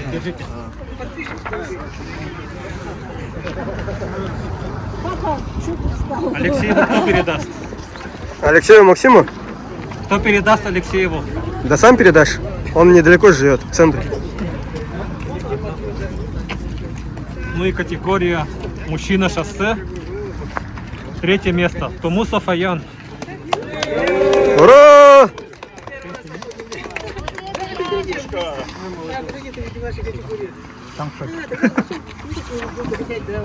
Участников было немного. Второе место Васильев. Участников было много. И Аян достойно преодолел эту дистанцию и занял заслуженно третье место. А вы тут сидите на диване, попиваете чаек и смотрите этот сюжет. Золото получает Портнягин Максим.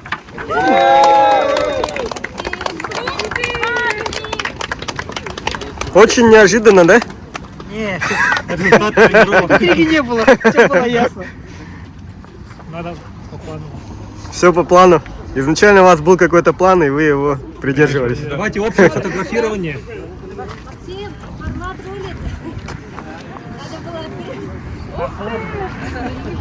Зачем вы балаклаву одели? Зачем вы балаклаву одели? Что? Зачем балаклаву одели? Холодно. Мне капец холодно. Потому что она уже мокрая. Вся мокрая шапка. Понятно. Мне очень холодно. Вы слышали, что случилось с Пусси Риут? Что случилось? С Пусси Риут что случилось? Нет, я не слышала. Ясно. Ну хорошо, что не слышно. Да. Что-то... Нет, видео лучше. Нет, видео лучше. Ну, у меня пальцы мерзнут, поэтому... Да. Давай туда встанем. Так. Раз, два, три. Видя? А ну-ка.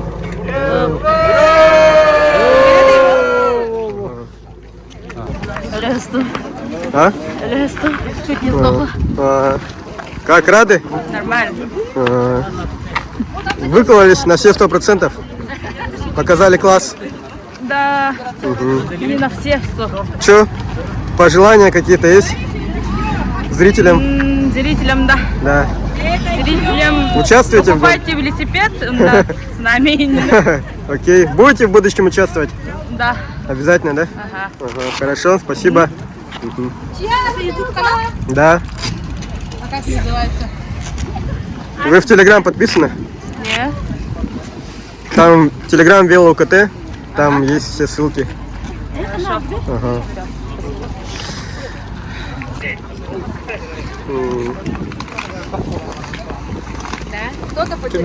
Дайте хотя бы подержаться за эту медальку золотую. И вы зрители, тоже духовно тоже держитесь за эту медальку. А, ты хочешь? Да. Ладно, все, погнали. А я вам погнали, заводи машину.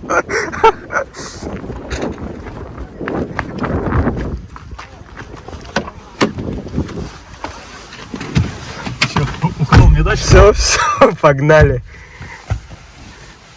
Если хотите таких же сюжетов, подписывайтесь на канал и смотрите нас.